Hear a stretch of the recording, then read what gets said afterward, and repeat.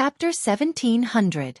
In the command center of the Naxxrama's alliance, every leader, including Xueqi, stood up. They could not hide the shock on their faces. What the hell was this? Cannonballs could not penetrate, and even the Titan's energy could not affect it? Why don't you just fly in the sky? Suddenly, the door to the command center opened. Tyrande was still in the position of pushing the door open. Xueqi could see that there was something wrong with Tyrande's eyes. Her pupils had also turned white. It was not the white of the scara, but a strange kind of white that could be distinguished from the scara of her eyes. That psychedelic glow made Xueqi think of a possibility. Duke Marcus, Arthas is going all out. That is, the Lich King's domain. As soon as this Tyrande spoke, Xueqi knew who she was. Elune? Yes, the situation is a bit urgent. I attached a little of my will to my high priest. Sorry, Elune said. Xueqi narrowed his eyes. He realized that there was something that Elune did not want to talk about through divine descent like before. He asked tentatively, "Domain?" Of course, Xueqi knew what a domain was. He was just not sure if the domain he knew was the same as the one in front of him. "Look at the sky," Tyrande, who was possessed by Elune, said loudly. Everyone looked at the open skylight. There was still a dark cloud above their heads. Nothing. Wait. This evil aura was getting thicker and thicker. Elune smiled bitterly. Finally found out? I just found out. It seems that we have all underestimated Arthas. In fact, he is opening the largest canopy of the undead in history. From the day you set foot on this continent to prepare for the punitive expedition against him, he has been carrying out this step. Wait, if it is the canopy of the undead. Xueqi was confused. He is hiding very well, pretending to be defeated. In fact, while you are consuming the Scourge's troops, you are also helping him spread the aura of the undead into the sky. Once this huge canopy of the undead is completed, all the creatures shrouded under the canopy will be forced to gradually transform into undead. All the dead skeletons and wandering souls would be completely transformed into higher-level undying beings. Just now, Arthas finally launched the sky screen. Xueqi didn't say anything. He noticed that Elune had used the word ruthless. Look. Elune pointed with her finger. Countless undyings appeared in many of the videos. They emerged from the crevices of the cliffs, from beneath the snow, from the tiles of the ice-crowned fortress, and from the cracks in the decorations of the fortress walls. Originally, the undyings would have appeared as ambushers and caught the attackers off guard. Apparently, they didn't know what had happened. They actually ran out of control. This is, Elune said with certainty. I was right. Activating such a wide canopy of undead far exceeds the upper limit of the Lich King's control. So the price is that Arthas has to give up 99% of his undead subordinates. It was no exaggeration to say that the Doomsday Army was in a state of collapse and chaos. Since he had paid such a heavy price, Arthas's only choice was to try his best to recoup his losses. Magni clenched his teeth. Good. Arthas is ruthless. At this moment, Arthas's sole voice resounded in the sky. Hee. Have you finally found out? Unfortunately, it's too late. The great kingdom of the undead is already under construction. You will all become my people. My slaves. Don't even think about it. Servanas scolded. Ha. It's too late. Perhaps you demigods are immune to my death curse, but as long as you are immortal, you will not be able to escape from my palm. Even if you leave Northrend now, the death curse will still accompany you and accelerate the countdown of your life. When you return to your warm homes in Lordaeron to reunite with your families, you will become the most ferocious undead, bringing your family, your friends, and your loved ones into the kingdom of the undead. Ha. Arthas's huge illusory head laughed maniacally in the sky above the ice-crowned fortress. He took off his helmet that symbolized terror and revealed his original appearance. Arthas, who used to be so handsome, now had a head of white hair that looked like a dead man's. His face was firm and well-defined, and now every curve of his face was full of evil and madness. His cheeks trembled, and the stubble on his chin looked like the hand of a devil. No, it's not too late. Tyrande, who was possessed by Elune, pointed at the ice-crowned fortress. As long as I defeat you before this canopy of undead is completed, everything will end. Hearing Elune's shout, Arthas stopped his maniacal laughter. He suddenly said, Yes, come in. Come into my stage of righteousness and evil. Only the performers who stood on this stage could truly hurt the other party. Come, Duke Marcus. Come. Fools who think of themselves as righteous, let us fight it out in the ice-crowned fortress. With that, Arthes's huge illusory head disappeared. Jaina pondered for a moment. I think I understand what that damned realm of his is. Only those who are righteous or evil can enter. Those who are not on the stage cannot interfere with those on the stage. That's about it. Damn it, the Alliance's greatest advantage in long-range attacks has been nullified. Everyone was a little annoyed. They had originally wanted to fire their cannons and bombard the Alliance. But now, it didn't seem like it would work. Ha ha, ha ha ha. Duque chuckled at first, then turned into laughter. Ilun, you possess Tyrant because you have started to suppress the expansion of the canopy of undead in the air, right? Yes, that's right. I'll leave the sky to you. Ilun reminded. All right.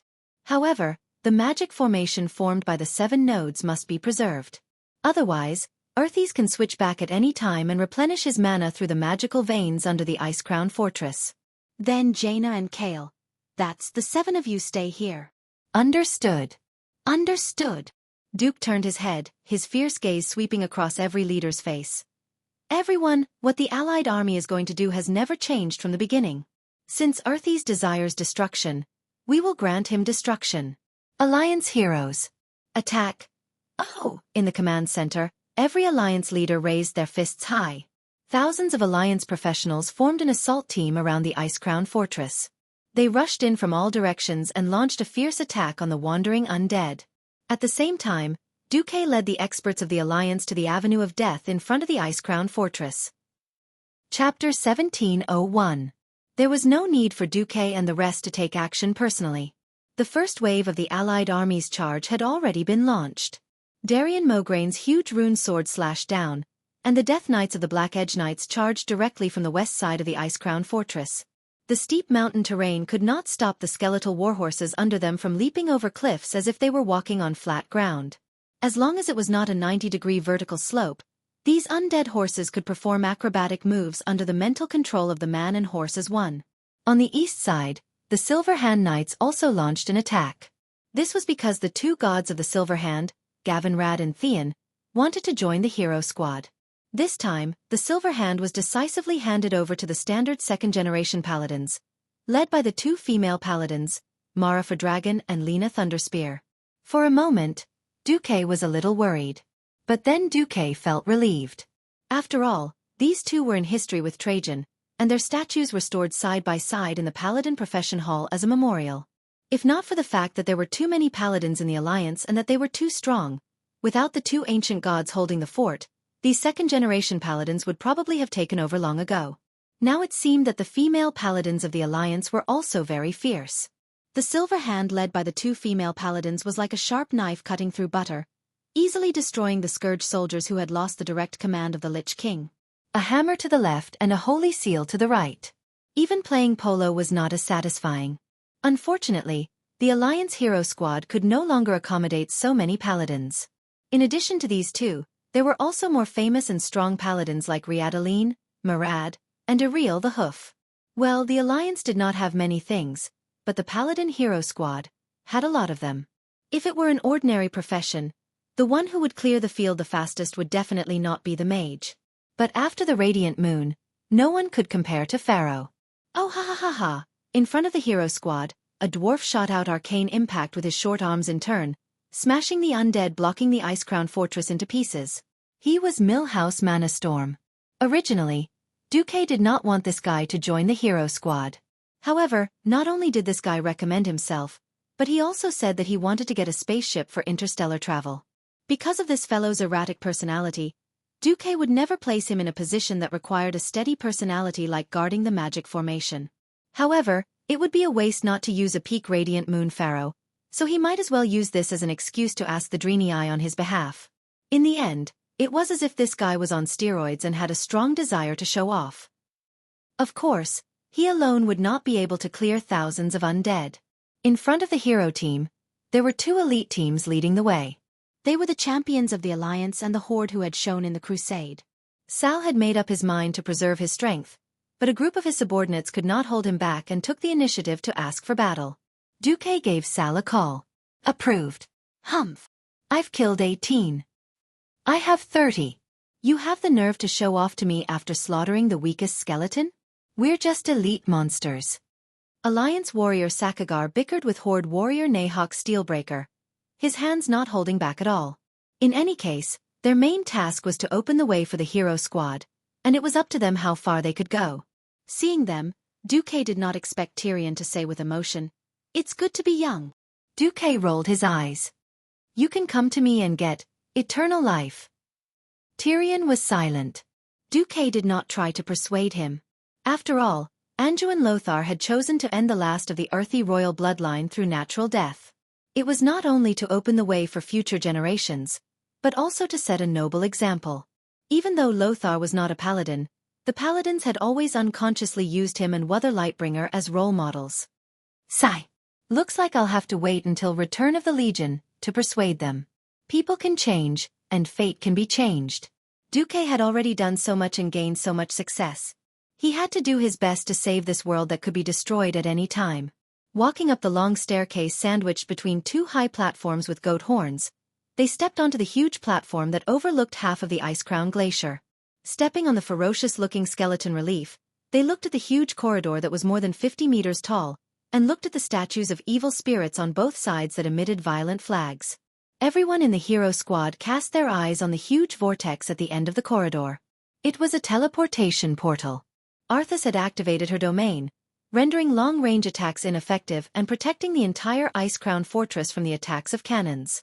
However, the real interior of the Icecrown Fortress was behind this teleportation portal that was full of unknown things. At the entrance, everyone stopped and looked at Duque. At this moment, other than Jaina and Kale, that's who were in charge of guarding the 7 teleportation points, as well as a group of second-rate mages like Solarian, it could be said that the strongest people in the Alliance were here. In addition, there was also Lord Howl in his heroic spirit state and Varrock Salyafar. "Let's go. Let's end this," Duque said calmly. He gently reached out to the teleportation portal and used his demigod power to connect to the already stable teleportation portal. He was making sure that his group would not be teleported to some unknown place. Duque did not notice that Theon was tightly gripping the hilt of Ashbringer in his hand.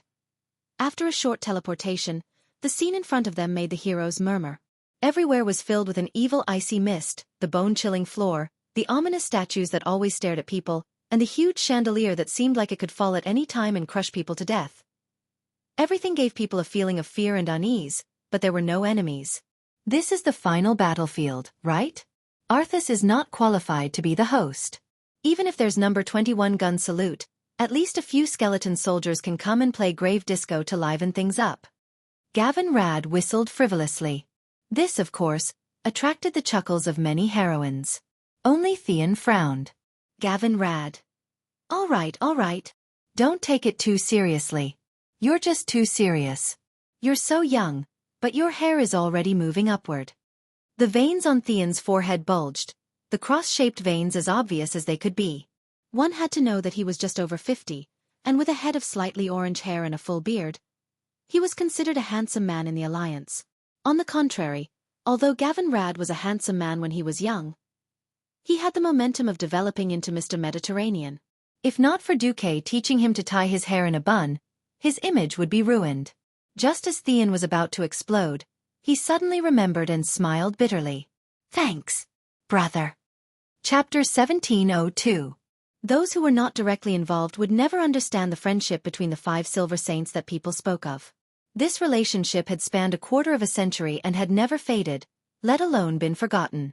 As staunch believers of the Holy Light, they had wondered if they would die before they could fight the orcs and be destroyed by the high concentration of the Holy Light. After all, at that time, the Holy Knight was only a profession that existed in the theories of Archbishop Alonso's Fail. Azeroth had been recorded for 2,800 years. Was it that easy to be the first in recorded human history? Absolutely not. On the night before the change, although they had absolute trust in Alonso's, they still followed their teacher's instructions and left a will. For the next 14 years, they fought on all fronts. They had thought that they would die on the battlefield, under the axes of the orcs, under the claws of the demons, or even under a terrible curse. But none of them had thought that they would die in the hands of their own disciple. Gavin, Rad and Theon, the brothers around them, knew better than them how much Uther had invested in Arthas. The most painstaking teaching, the most magnificent teaching assistants, and the most perfect training lineup. What Uther wanted to teach was the perfect next generation of holy knights that combined all the strengths of the five of them. Unfortunately, with the success of Nazul's plot, not only did everything come to nothing, even their most respected brother Uther was killed. Did they hate Arthas? The answer was absolutely yes. This was definitely not pure hatred. Because pure hatred would only make the holy light covered in dust. This would make them completely deviate from the path of the holy light. The four of them were more eager than anyone else to end things with Arthas, the Lich King. Even after the disappearance of Saidan and Turalyon, Theon and Gavin Rad firmly believed that if they were still alive, they would definitely continue to have the same feelings. In the face of the impending danger of Azeroth again and again, they were willing to obey orders to deal with the enemies in front of them first. This did not mean that they had forgotten about Uther and Arthas, who was still at large. The Holy Knight was not a profession that used the holy light to encompass everything. In addition to holy and protection, the Holy Knight also had the most important punishment. There was also a key skill called reckoning. Yes, today. Here and now. This was the day of reckoning for the four Silver Saints. Two stalwart figures walked in front of the group, one on the left and one on the right. One of them was carrying the door-like Ashbringer, and the other was carrying the harpoon-like Windchaser sword. The surging energy rippling from the two divine weapons seemed to confirm the excitement of their owners. Looking at them, Xueqi pursed his lips. Xueqi knew that he was not the star of the show today. There were no enemies in the cold and deep corridors and palaces. Perhaps, even Arthas knew that it was impossible for the Calamity soldiers to overwhelm this hero team with numbers. This was because Xueqi was one of the experts who had entered the Ice-Crown Fortress.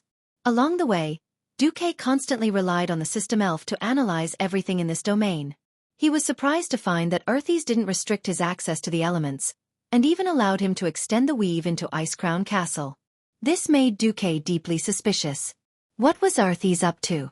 It was only after reaching the 5th floor that there were changes. Very abruptly, the scene in front of every hero's eyes was cut apart. More than 10 black lines cut everything in their field of vision into pieces. This wasn't an illusion. Space was really being cut apart. Protect yourselves! Xueqi shouted sternly. This shout was actually just instinctive. The moment space was cut apart, it was already destined that the sound transmitted through the air would not reach the ears of the hero team. Xueqi waved a tish, and immediately discovered that a strong suction force was sucking him to a huge square. Originally, Xueqi didn't want to follow the other party's wishes. When he sensed the other party's aura, Xueqi changed his mind. In the darkness, a square entered Xueqi's vision at high speed. The ground was covered with patterns of skulls, the dark green carvings, the surrounding towering pillars, and the layers of concentric patterns that looked like chrysanthemums in the middle of the square made Xueqi immediately realize where he was. Wow! That's interesting. He's actually welcoming me in the territory of his dead wife. This was indeed a part of the Ice-Crown Fortress. It turned out that here, the players would face Maligo's wife, Sindagosa, who had turned into an ice dragon. Unexpectedly, after Sindagosa was beaten to a pulp, the one guarding this place would be Maligos, who only had half a body left. Yo, Maligos! You want to deal with me alone? You think too highly of yourself, don't you? Get Earthes out here. Xueqi had a smile on his lips, his expression full of mockery. Maligos opened his mouth, which was basically only left with bones. The dragon's mouth, which was barely attached to dry lips and muscles, let out a furious roar of the soul. Despicable thief! I still have a score to settle with you. Don't worry, you won't have the chance to meet the great Lich King. Faced with Maligo's anger, Xueqi didn't care. He scratched his head. If you can come at me together, why do you have to die one by one? You're courting death again. Maligos didn't fully understand what he said. But Xueqi's contempt was real. Du Cuckoo! The terrifying dragon's roar shook the entire palace. Countless icicles that were originally frozen on the pillars and decorations of the main hall's plaza fell down one after another, and fell to the ground with a crisp, ping sound. It wasn't just Xueqi. Almost the entire team of heroes had been torn apart by the spatial trap just now. When he fell from the sky, What appeared in front of him was a huge monster that could tentatively be called humanoid, 6 stories tall. It stood on 2 legs, with only 2 toes on one leg and 4 on the other. The left claw had 3 withered bones, and the right had 4 palms still wrapped in rotten flesh. Its left shoulder was a huge mouth. Wrapped in fangs, there was something that looked like a scapula. On the huge right arm there were 2 crooked arms. Its facial features were also very random. One eye was at the back of its head, one was below the crooked left corner of its mouth, and several more eyes were on its belly, arms, back, and other places. Obviously, this was another disgusting monster stitched with forbidden black magic. If Xueqi were here, he would definitely recognize this as one of the bosses of Ice Crown Fortress, Rotten Intestines. On the other side, Gavin Rad was equally dumbfounded. F***CK. I'm about to throw up the bread I ate last night. Unfortunately, he encountered Rotten Intestines' brother, Rotten Noodles. Chapter 1703. F***CK. I'm about to throw up the bread I ate last night. Unfortunately, he met Rotten Intestines' brother, Rotten Noodles.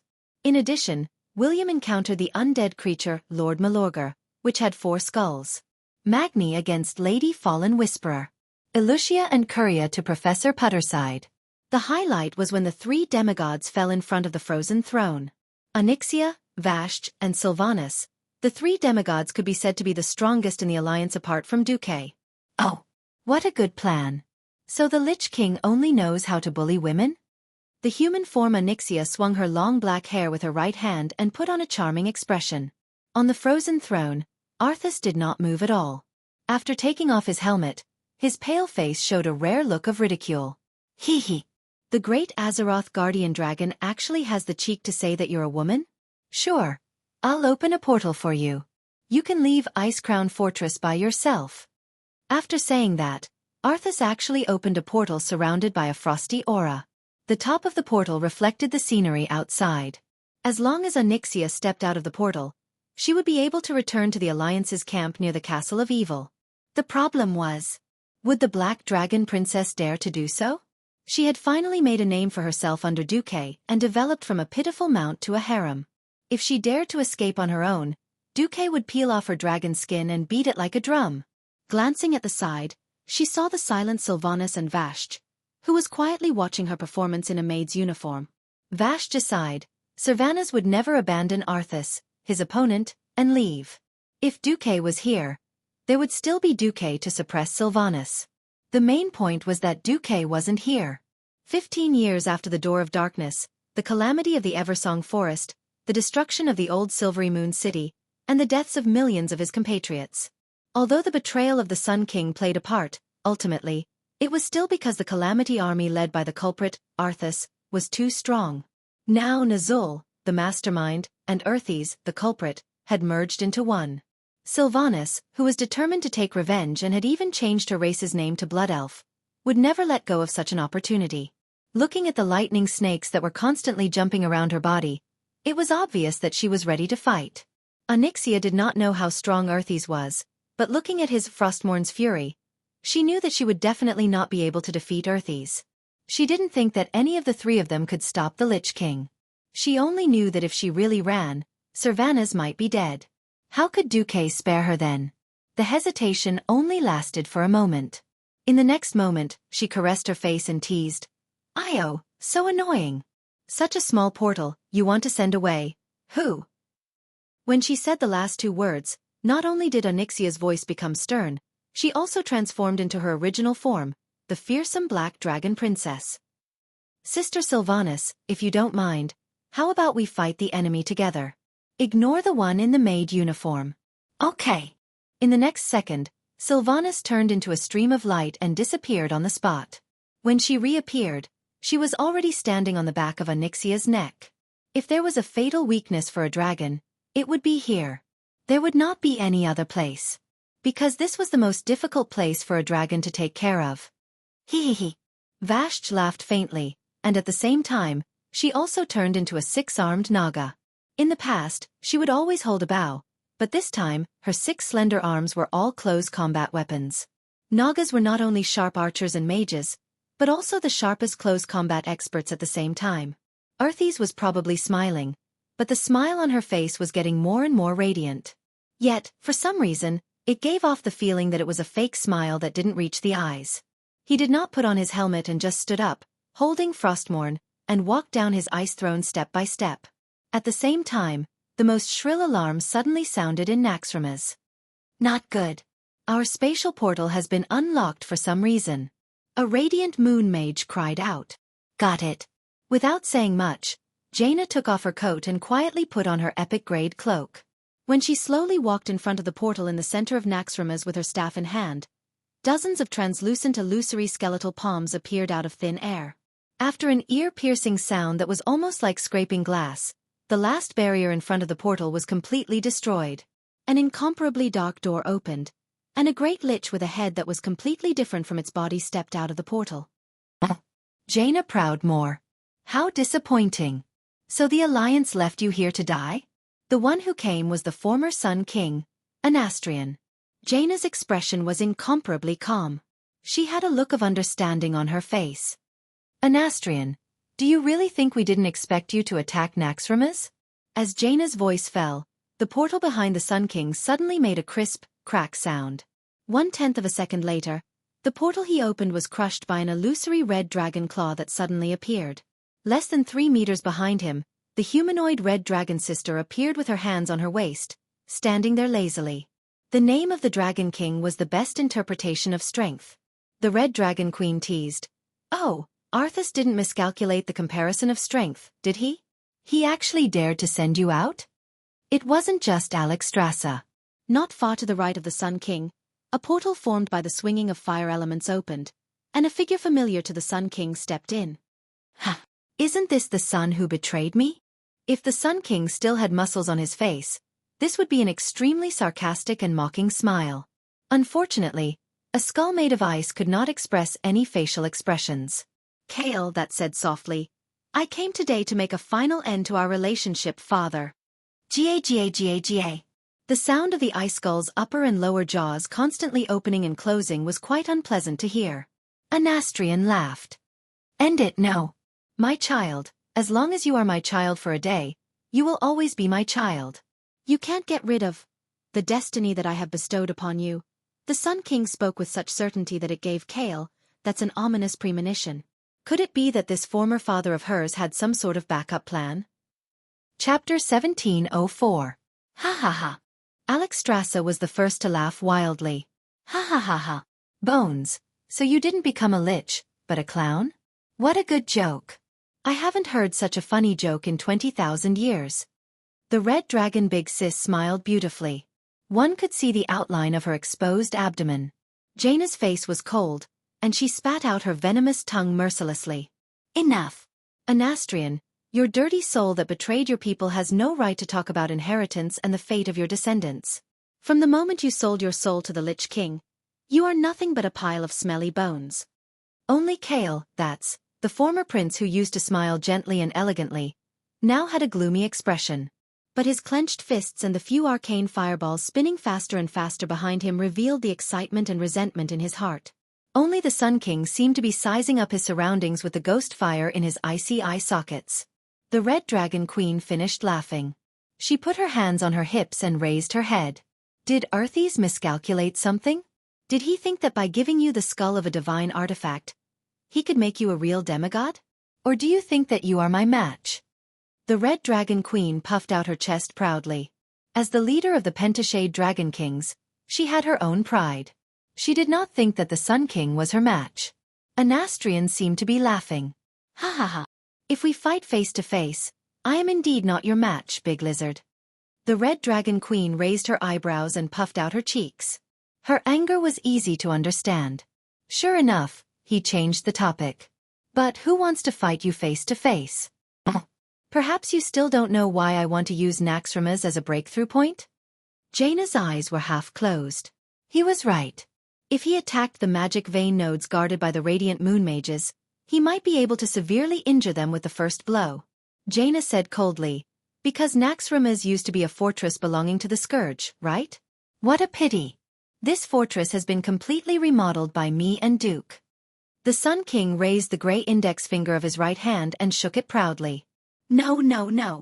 Even the Lich King himself doesn't know the true use of Naxxramas. Actually, this floating fortress isn't a real fortress. At this point, he deliberately kept them in suspense. Even though the two Breaking Dawn mages were vaguely eager to hear the rest of the story, they remained clear-headed and had already stealthily reinforced their magical defenses. Jaina further confirmed the Weave's control over Naxxramas. The Sun King smiled, and the upper and lower jaws of the ice skeleton once again made an uncomfortable and frightening quack sound. Hee. Naxxramas was originally used as a prisoner's carriage to describe it in a more convenient way. The moment Anastrian uttered the last word, he activated the spell he had been hiding for a long time. Without giving Alexstrasza any time to react, countless rays of light suddenly shot out from the void and crossed the space, forming dazzling chains that directly locked onto her robust body. Ah! This is... The Red Dragon Queen let out a rare cry of surprise.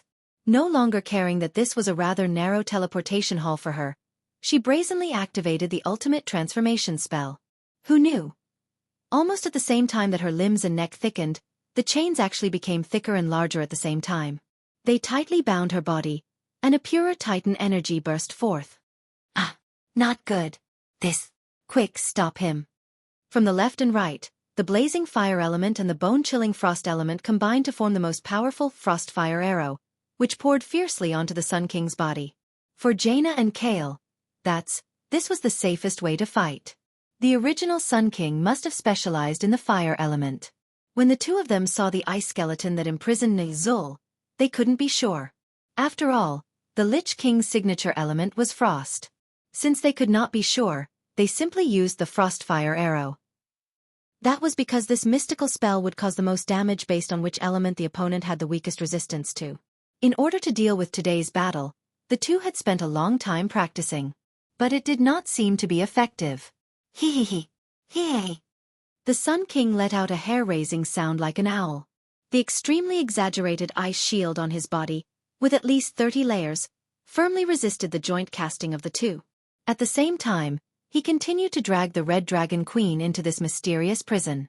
Jaina and Kael, that's faces were as white as a sheet. They had miscalculated.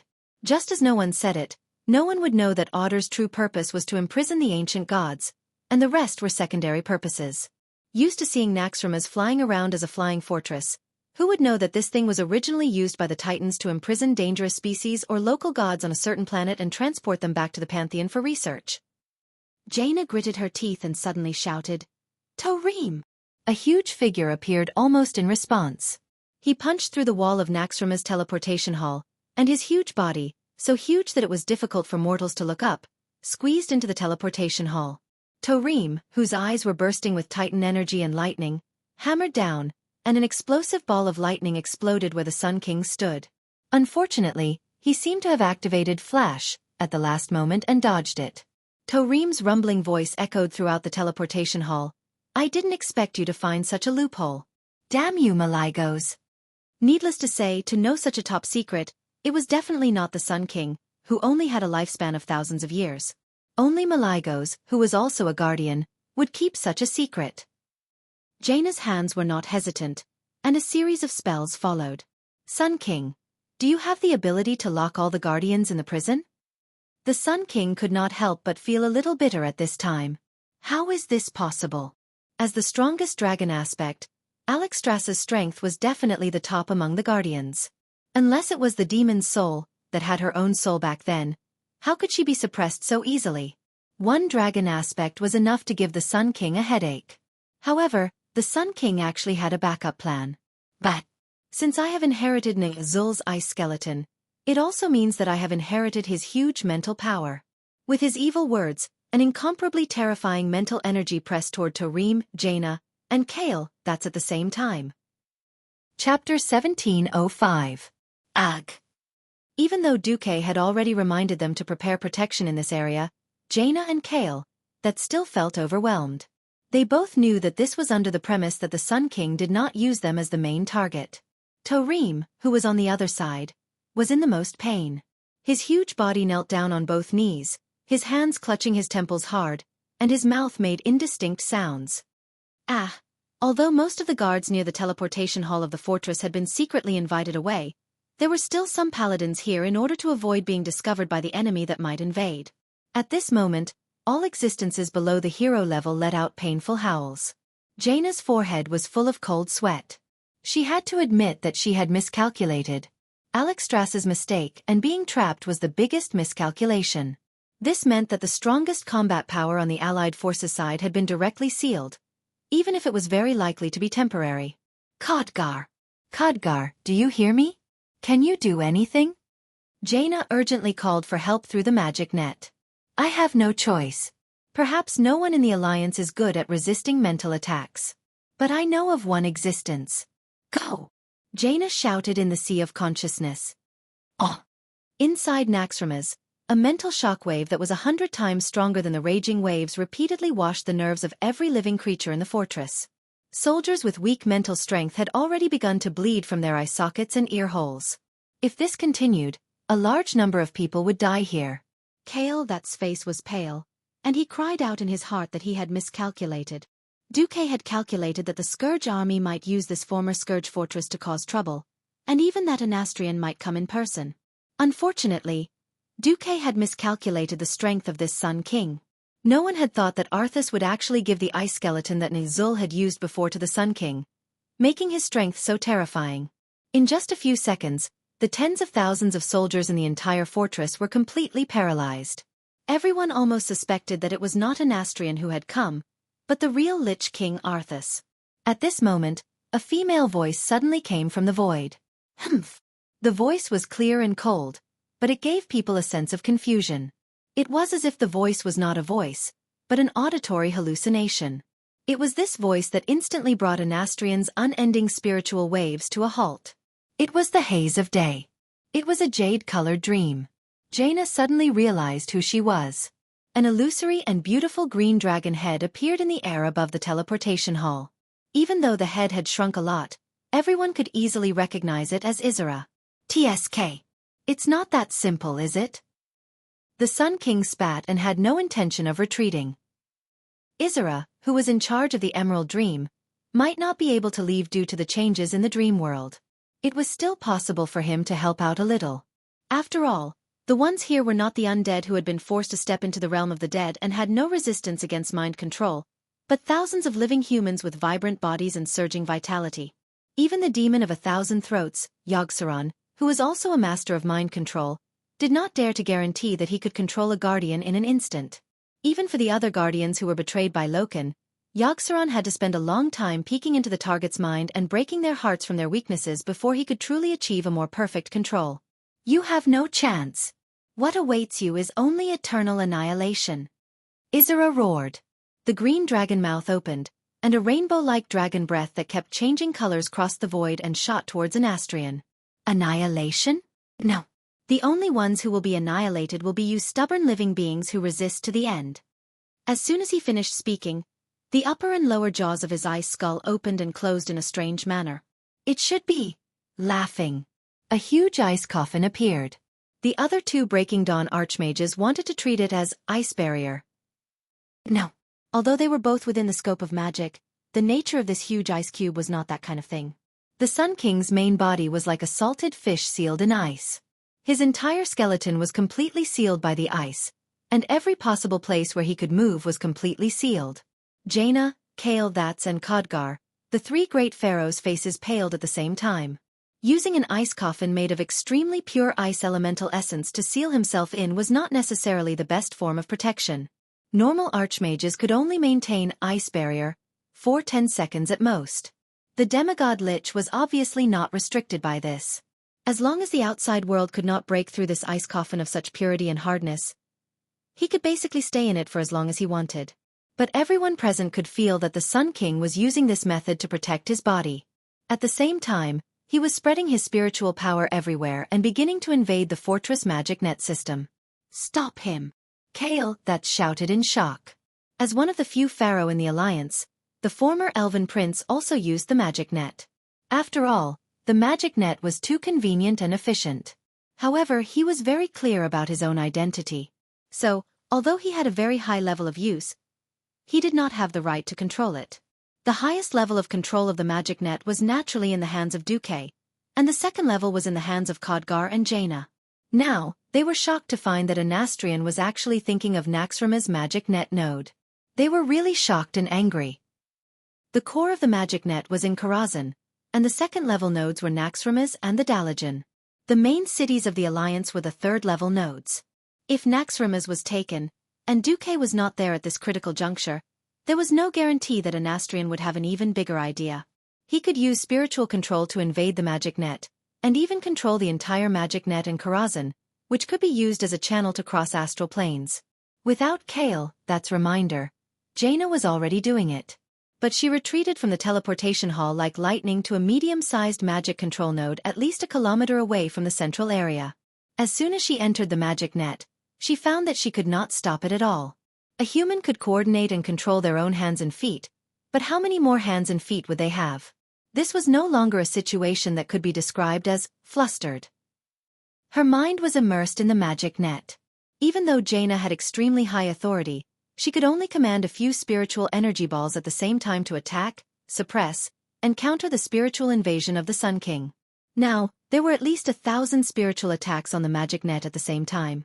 Even though this was the control node on the periphery of the magic net, Jaina already had the illusion that her territory was falling inch by inch, and she could do nothing about it. Chapter 1706. Multitasking. Multitasking. Multitasking. These were the same concepts, but they were on completely different levels. At best, Jaina could multitask. Dealing with 10 or so people at once was already her limit. Karthika had been dead for 26 years.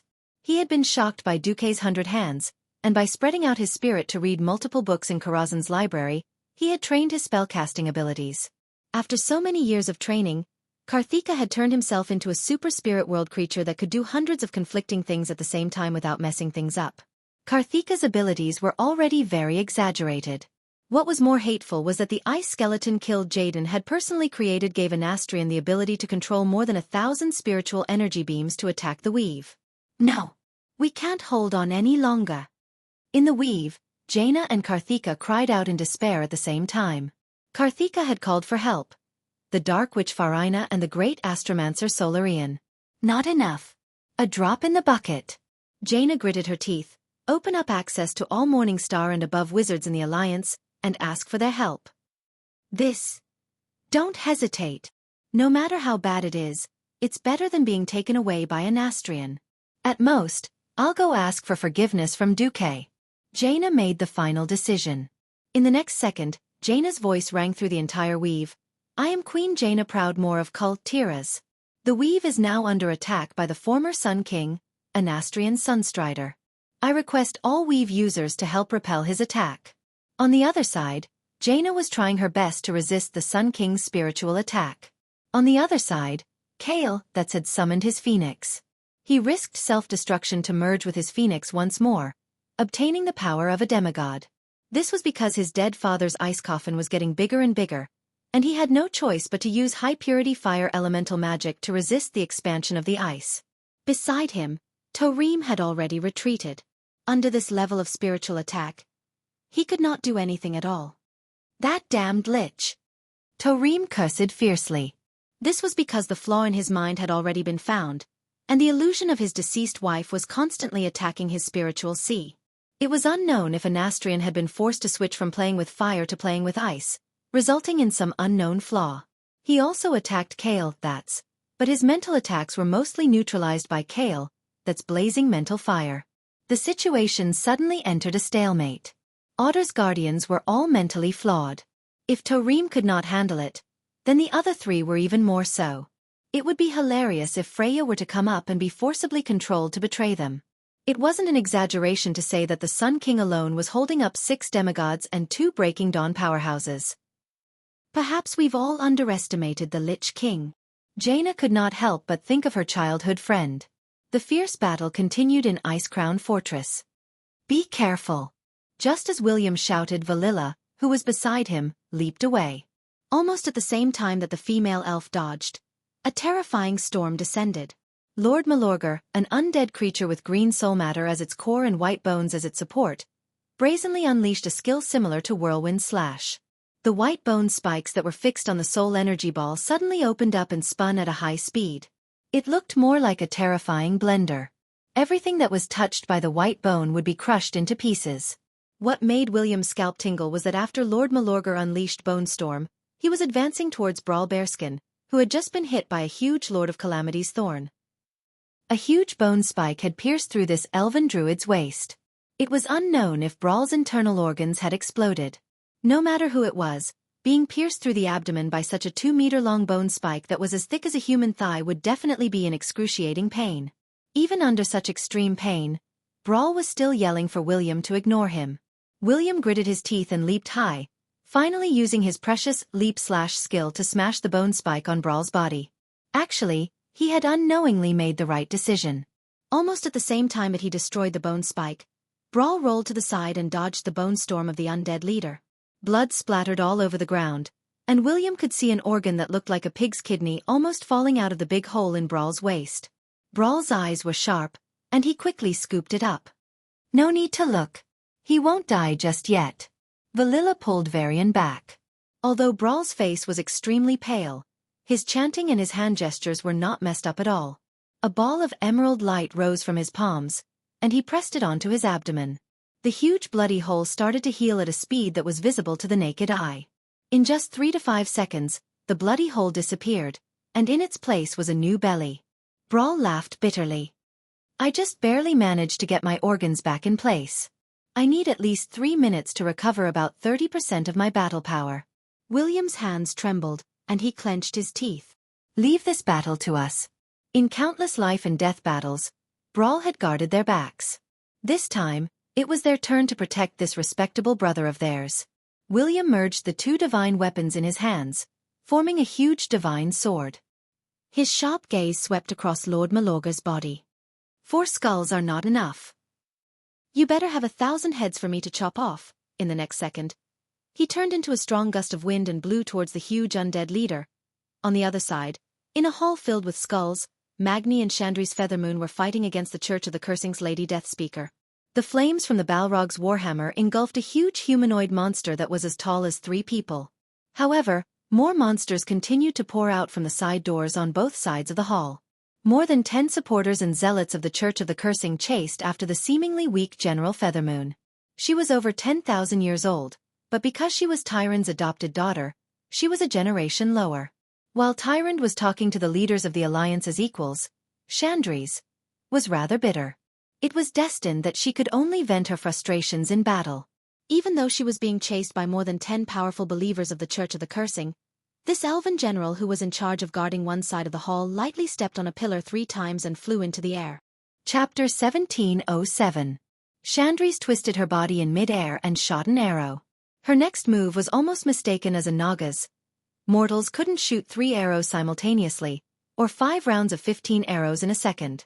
What was more terrifying was that the arrows were shot at the ceiling of the hall. When they flew in mid-air, they actually split into pieces. The fanatical believers looked up at the densely packed light spots. After they hit the ceiling of the hall, they did not bounce randomly. Instead, under the influence of a mysterious power, they were reflected back at a predetermined angle. The arrows whistled through the air and easily pierced through the bodies of the believers. In an instant, the side of the hall seemed to rain blood. The entire side of the hall looked like it had been plowed by Zhu Beiji's rake. Several rows of cursed believers fell. Humph! Lady Death Whisper waved her skeletal hand. The believers who had just fallen into the realm of death stood up slowly. They were already immortals. Oh!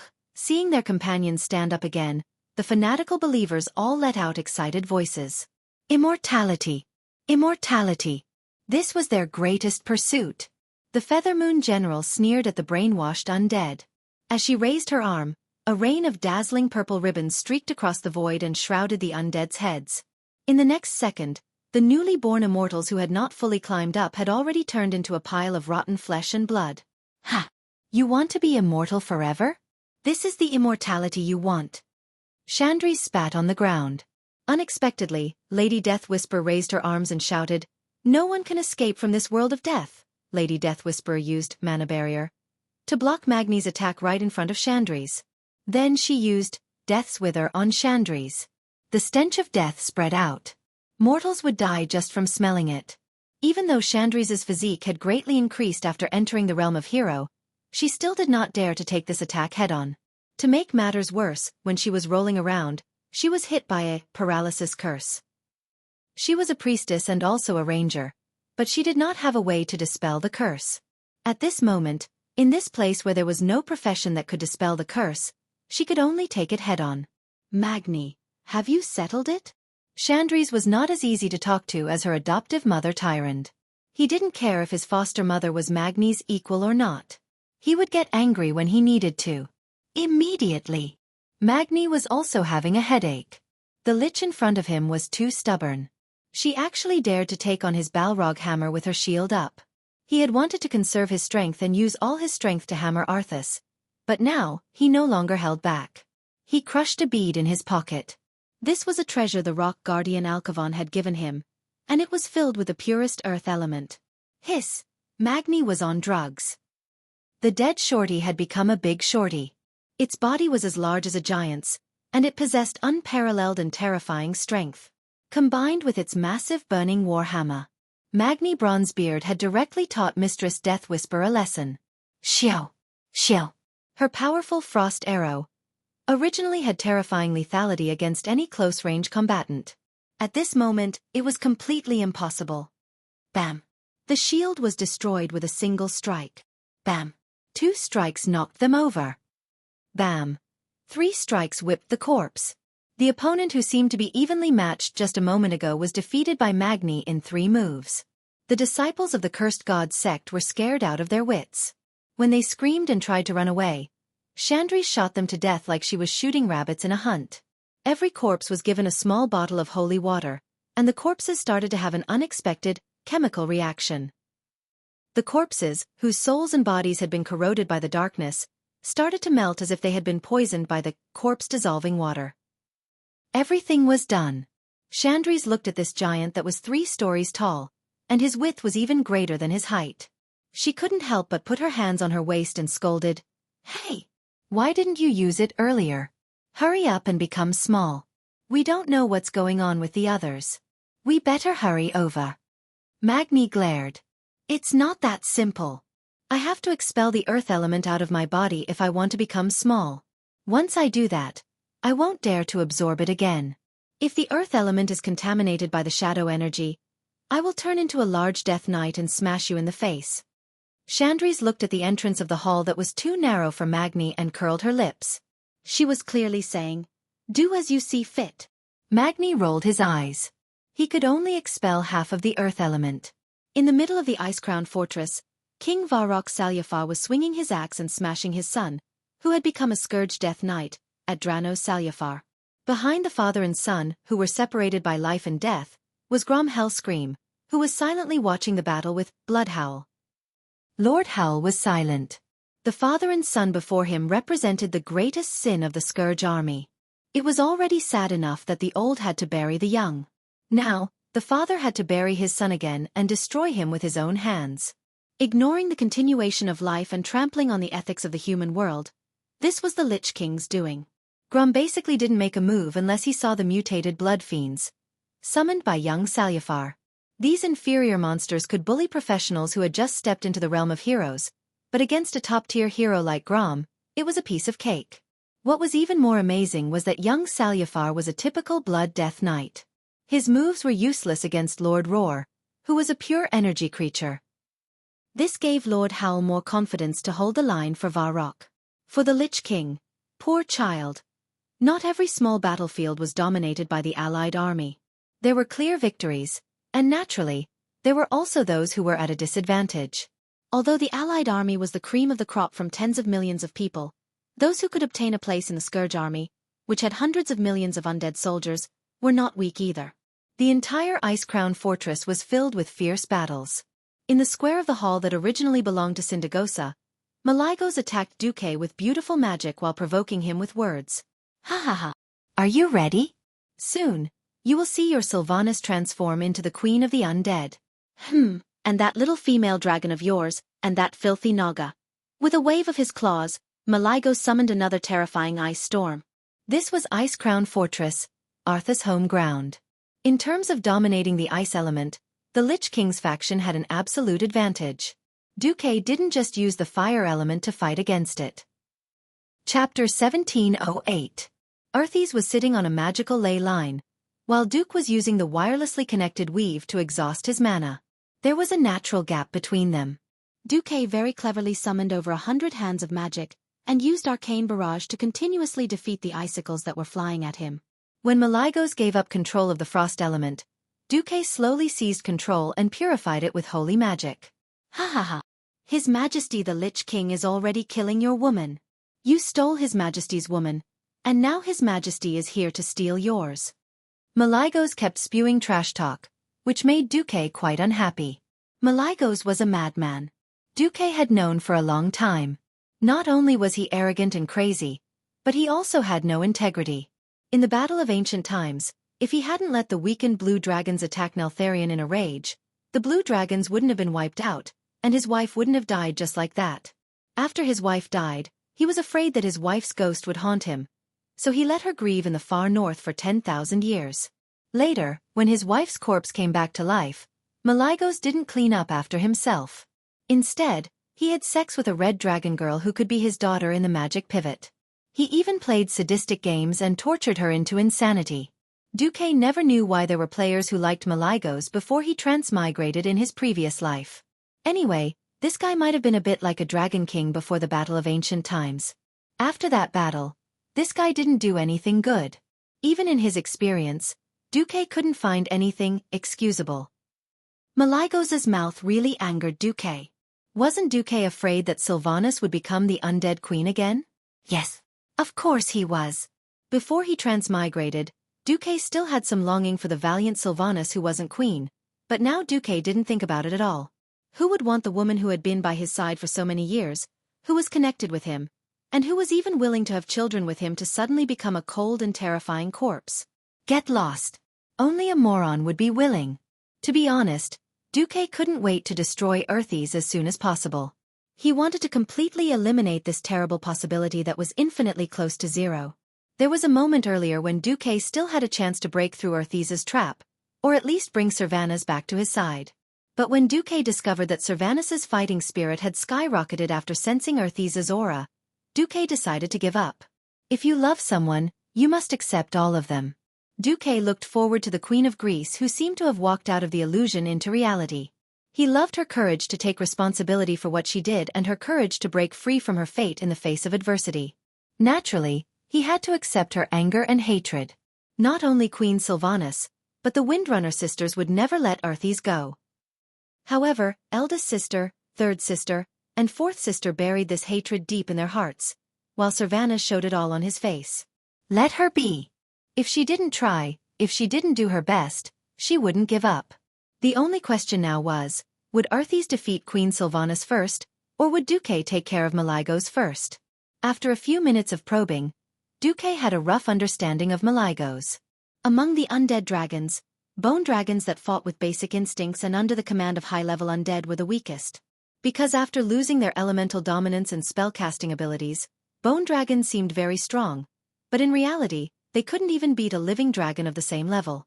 After all, muscles and tendons were quite obvious bonuses for a dragon's melee attacks.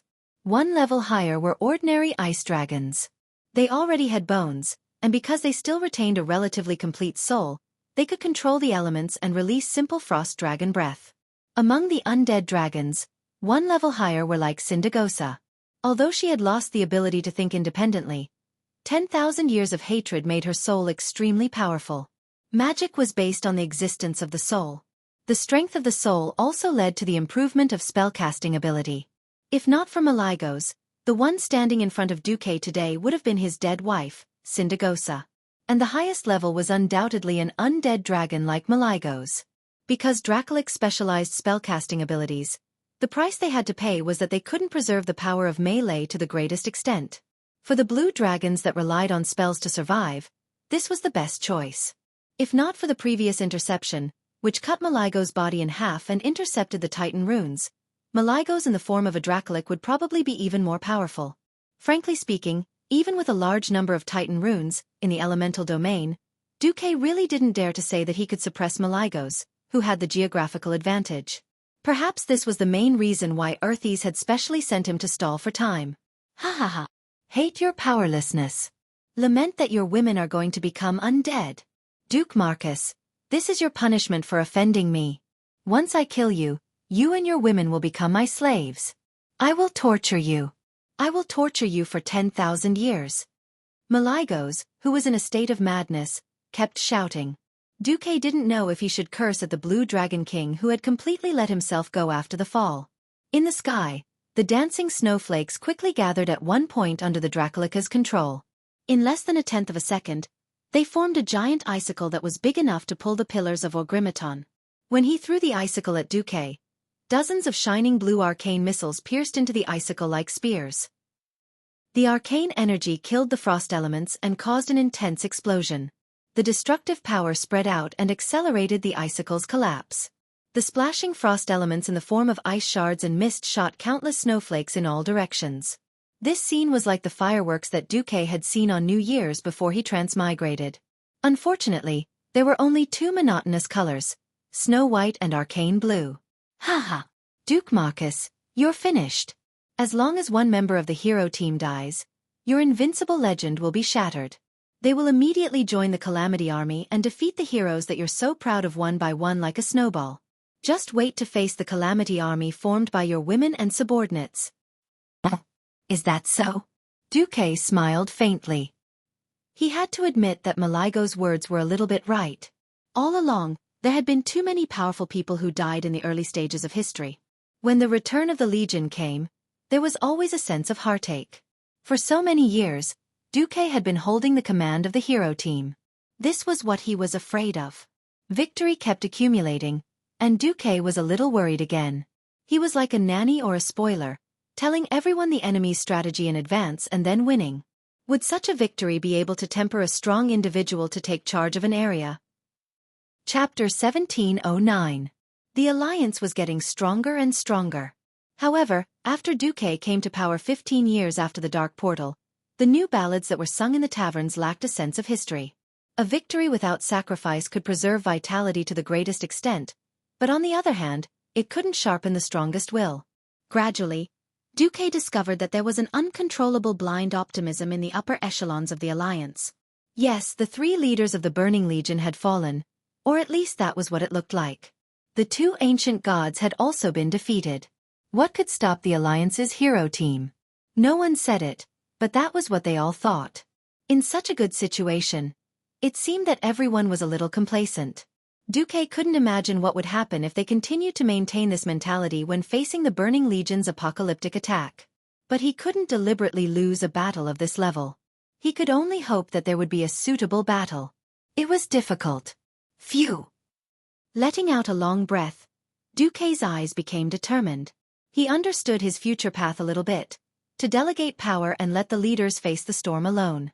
This path might be difficult, and it would be accompanied by blood and sacrifice, but it was necessary. But before that, he had to defeat Earthies first. The magic that was bombarding him seemed to have nothing to do with Duque anymore. He fell into a strange state of tranquility. A tiche was raised high in his left hand as if to show off, and the bright arcane light almost blinded Malygos' ghost eyes. In fact, Duke's right hand, which was behind his back, was actually holding his Song of Light and Shadow. System Elf, activate Arcane Storm in 10 seconds. Understood. In 10 seconds, the situation on the battlefield, which had almost become a fixed pattern, suddenly changed. Malygos was caught off guard by this fierce attack that came almost without warning. The aura of almost squeezing out every drop of magic power really shocked Malygos. According to his estimation, not only did Duque exhaust the magic power of the magic circuit in his body, but he also didn't let go of the magic power of the external magic net circuit attached to it. For a mage like Duque who grew up in the orthodox way, arcane magic was the absolute foundation. Without the support of the arcana technique, it would be difficult for him to use the ice and fire elements smoothly. Duque's actions were tantamount to destroying his own foundation, at least in the short term. Is Duque mad at me? Or is Sylvanas really his reverse scale? Malygos sneered in his heart. Both of them were top-notch magic elemental magic. In a situation where both of them had similar levels of mystery and concentration of elemental magic, the deciding factor of victory was no longer magical techniques. The key to victory was usually the amount of elemental reserves, vitality, and magic resistance of each other. From Maligo's point of view, he had the support of the Lich King's magical ley line, while Xueqi had the magic net that connected the 4 major elemental realms. In a situation where they could not cut off each other's elemental supply, this battle would become a long one. That was exactly what he wanted. He believed that the Lich King would finish his battle before the outcome of this battle was decided. It would be difficult for Sylvanas, who only used the wind element, to break through Arthas' defense. While the power of lightning was impressive, it would be difficult to defeat Arthas, who had the home advantage. When her offensive weakened, it would be the end of the battle, and Arthas, who had more stamina, would win. Maligos did not know that Xueqi had made the same judgment faster than him. Tens of thousands of arcane energy beams, which looked like turbulence but were actually precisely calculated by the system, shot out in less than 1/100th of a second. They collided with each other, and then bounced out at all kinds of unimaginable angles like pinball balls. Faced with such an exaggerated and seemingly chaotic group attack, Maligos did not react at first. He thought that it was absolutely random. That was until he saw, to his shock, that the ice storm he had pushed out to meet the arcane storm was easily destroyed. Every ice prism was blown up by an arcane energy ray that was shot at the most scorching angle at the most precise angle. Be it large or small, the ice elemental clusters were all scattered, turning into true elemental turbulence. For the first time, Maligos found that he had lost control of his large-scale spell. The ice tornado, which should have been spinning wildly in a clockwise direction, suddenly showed signs of collapsing. Left with no choice, Maligos roared and stretched out his claws, using almost all the ice elemental clusters he could summon at that moment to pour into the ice tornado in front of him. Under his all-out attack, the ice tornado, which had been slightly scattered and shrinking, expanded again. Its size was at least twice as large as before. But Maligos immediately realized that something was wrong. The arcane storm's energy beam was still spicy and tricky, but the total amount of arcane elements injected was obviously not right. This was a classic case of a lack of follow-up. Arthas could not completely exclude other elements from entering the fortress, so naturally, he could not completely cut off the magic power and elemental supply from the magic net to Xueqi. This seemingly unexplained drop. Ha! Maligos roared angrily and spat out a mouthful of dragon breath at Xueqi. The former Dragon King's dragon breath was powerful.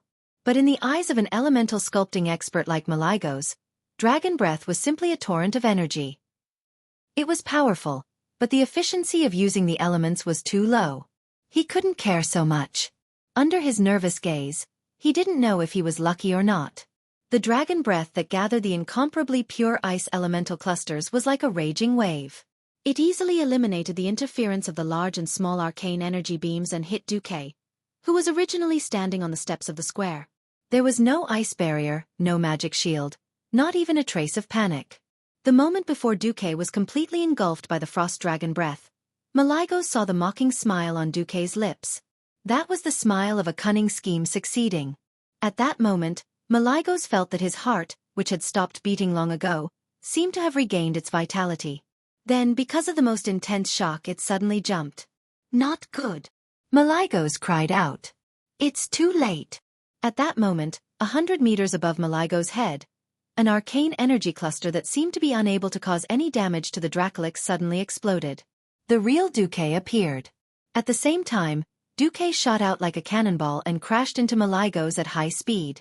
With a thought from the Dracolich, ice dragon ghosts of various sizes appeared in the void beside him. They opened their mouths and released countless powerful ice elemental magic attacks. These spells hit Xueqi, who was charging down at high speed. It was like a surging wave crashing into the bow of an icebreaker and then parting to the sides. However, the waves that were knocked away were made of white ice elemental lines. Chapter 17:10. This is, as if mimicking the constriction of a human's pupils, the 2 soul flames in the eye sockets of Maligos' dragon skull shrank instantly. The muscles on his face that had dried up due to the loss of life could not reflect the former Blue Dragon King's shock and anger. However, the elemental waves on his body clearly showed that he was temporarily out of control of the surrounding elements. Even if this, temporarily, only meant less than 1/10th of a second. In a battle between demigods, this was enough. The ice elements that were thrown out were harder to retrieve than water that was spilled. On the surface, It looked like he was going all out, but it turned out to be Duke's bait. Malygos played all his cards at once. It was a classic big move that missed the enemy, and he felt extremely uncomfortable. The ice dragon spirits that he summoned were the soul cores of the ice dragons that Duke had destroyed in Rotterdam. After Malygos, the Blue Dragon King, surrendered, Arthas was no longer interested in holding on to these dragon spirits. He only wanted to hold on to Malygos' soul cores. Malygos hoped that these ice dragon spirits could interfere with Duke, even for a moment. He was destined to be disappointed. His subordinates from 10,000 years ago were useless. Duke raised a tiche high in front of him. The blue light that bloomed from the drumstick was a strange spell made of high-purity arcane energy. It was similar to a subspace effect. All the elements that crashed into it were repelled without exception. It was not a matter of whether the elements could cause damage, but the air around the tip of the staff did not allow any form of energy or elements other than Titan energy to exist. This was the crushing of a high-level mystery against a low-level mystery. "Don't underestimate me," Malygos roared. Facing Duque, who was diving down, Malygos stretched his neck and bit at Duque with the speed of a viper's tongue. He had to admit that this move was a bit unexpected. The strongest thing about dragon liches was their magic. Their spellcasting ability was so powerful that it was easy for people to forget that they were dragons before they were liches. The sharp teeth of a dragon could tear apart 99% of the existence in this world. Even Duque, who already had a demigod body, was definitely not in that 1%. Bitten? Almost there? Just from the taste alone, Malygos knew that he was about to bite Duque. Duque was practically delivering himself to the dragon's mouth. He ran headfirst into Malygos' big mouth that was filled with a stench of decay. According to the normal procedure, Duque would be swallowed in one gulp. Even if the former Dragon King's stomach had withered and shrunk, as long as there was enough shadow energy, Malygos could still recover some of his body's functions. For example, he could quickly secrete gastric acid and melt Duque. This was Duque's real body, without a doubt. Malygos could almost imagine how delicious it would be to swallow this despicable kid who had stepped into the divine realm as a mortal and made him disgusted and angry. Perhaps his taste buds had degenerated and he could no longer taste anything. But that kind of spiritual satisfaction must be indescribable. Just as Malygos was thinking about swallowing, Duque's cold voice suddenly came from his mouth. "Stupid dragon. You're thinking too much." Accompanied by this angry curse, an incomparably bright golden light burst out from the gap between the dragon's teeth. Wah! It was a feeling of extreme heat. It was as if what he had eaten wasn't something else, but a sun. High temperature, scorching heat, and a burning pain that burned his soul. It was as if his tongue had been pulled out by a hot poker and then burned off with an ultra-high temperature welding torch. Unable to control himself, Malygos subconsciously let out the most miserable scream. This wasn't the end. Duque pulled out Song of Light and Shadow. It was definitely not as simple as cutting off Malygos' broken tongue from his smelly mouth. This was just a part of his plan. In less than 1/3 of a second, Duque, who had switched to a sword, had become one with it. He directly broke through Malygos' rotten chin muscles and pierced through. A golden light flashed and connected Malygos' chin and chest. The sharp golden sword rotated clockwise at high speed, turning into a terrifying drill. VVVVVV. When all the strange sounds were squeezed into 1 second, it sounded like a special elongated sound. The sturdy dragon scales, dragon skin, and thick muscles that Malygos had been proud of when he was alive had weakened due to the passing of his life. These dull-toned items didn't even feel as good as a top-tier epic-ranked shield. As Malygos screamed and subconsciously retreated, Duque's divine artifact longsword finally broke through the rotten chest and pierced deeply into the soul core that was suspended in the middle of the chest, replacing the roll of the heart.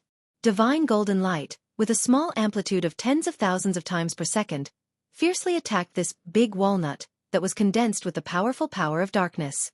The black soul core, which had been greatly strengthened by resentment, anger, and other negative energy, kept making its final struggle. Everything was in vain. The moment the blade of the divine sword passed down from the Pantheon temple touched the core, the result was decided. No matter how much it resisted, it couldn't escape the crushing of fate. Crack. In the soul world, what Duque heard was a sound that sounded like an egg breaking. Whoa! In the end, Malygos let out a soul lament that wanted to cry out but couldn't. As the soul core was destroyed, it became smaller and more ethereal. Even after being cut in half, the huge dragon body quickly lost the ability to move. The former king of magic, lord of the blue dragons, and one of the 5 dragon aspects of Azeroth, Malygos. Soul annihilation. It entered the chest and came out from the back.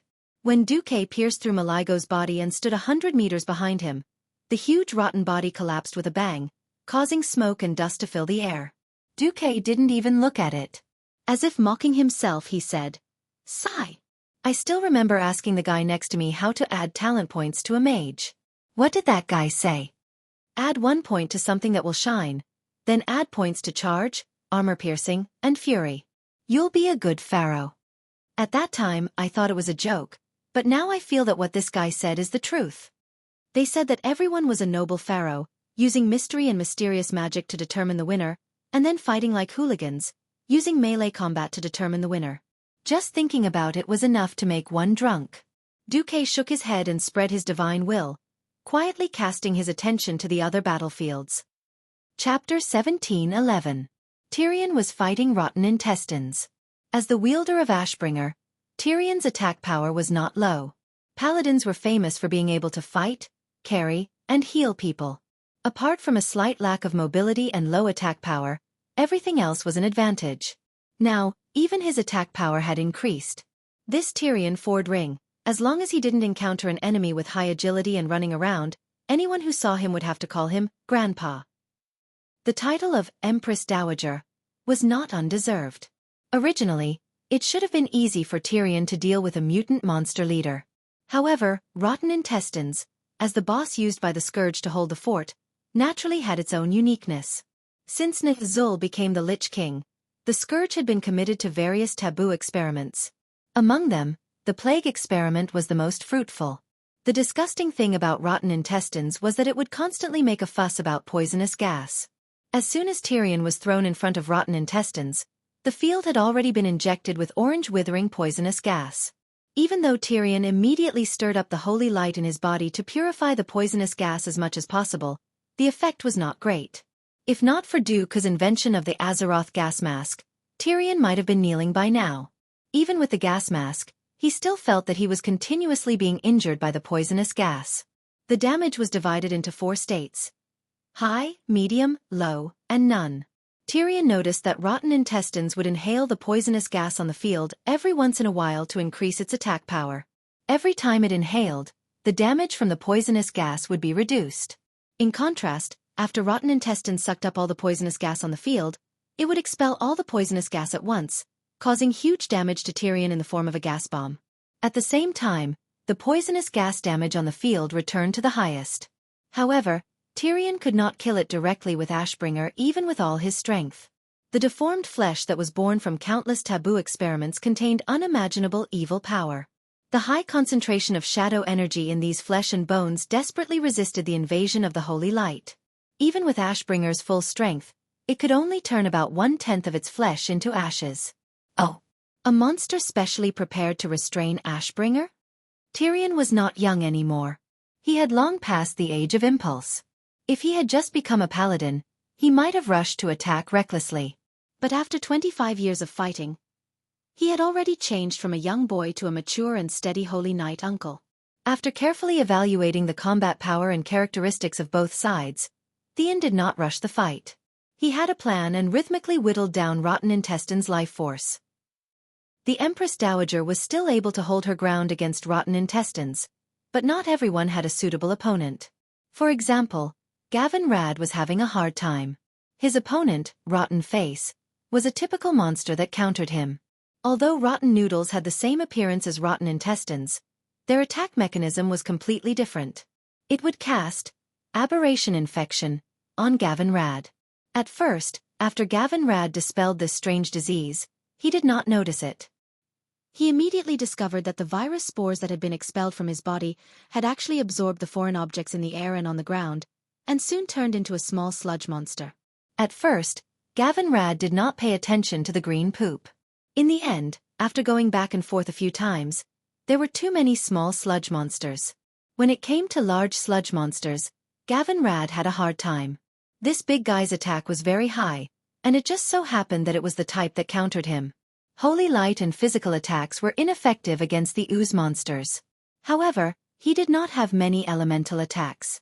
It was true that the wind sword in his hand had natural elemental attacks, but the problem was that it was very difficult for physical attacks like the wind blade to deal heavy damage to the ooze monsters. Left with no choice, Gavin Rad could only run while being chased by the ooze monsters, constantly looking for opportunities to attack Rotten Face. His holy light could drive his body to heal, but he could not replenish the blood and energy he had lost. This battle was not only a test of willpower, but also a judgment of the battle situation and an inference of the enemy's characteristics. Because of Anastrian's betrayal, and because the Alliance had cooperated with the Horde during the fight against the Burning Legion and the expedition against Illidan in the Outland, the leaders of the Calamity Army were all very focused. Apart from a few places, such as Varians, where Brawl was heavily injured in exchange for a quick victory, the rest of the battles were rather difficult. The most dangerous one was naturally the battle under the Ice Monarch. Ha! Vash's 6 weapons slashed at Arthas almost at the same time. In terms of speed, the Naga Queen was definitely above the Lich King. This was her greatest characteristic, and Vash was also prepared to make full use of this advantage. Unfortunately, the 3 women present were too unfamiliar with the skills of the Death Knights. Before entering the Ice-Crown Fortress, it was true that every leader had been asked to discuss the skills of the Death Knights with Darian Mograine. However, most of the skills that the Lich King passed down to the Death Knights were weakened versions. Moreover, the effects of the skills used by the powerhouses of different levels were also very different. Blowing the opponent with cold wind and infecting the enemy with frost plague, this kind of cold touch, which reduces the opponent's attack speed, was used by Darian. For genuine demigods like Vash, it was only an itch. As the Lich King rushed out, Vash only felt extremely cold air coming from the sky and the earth, attacking from all directions.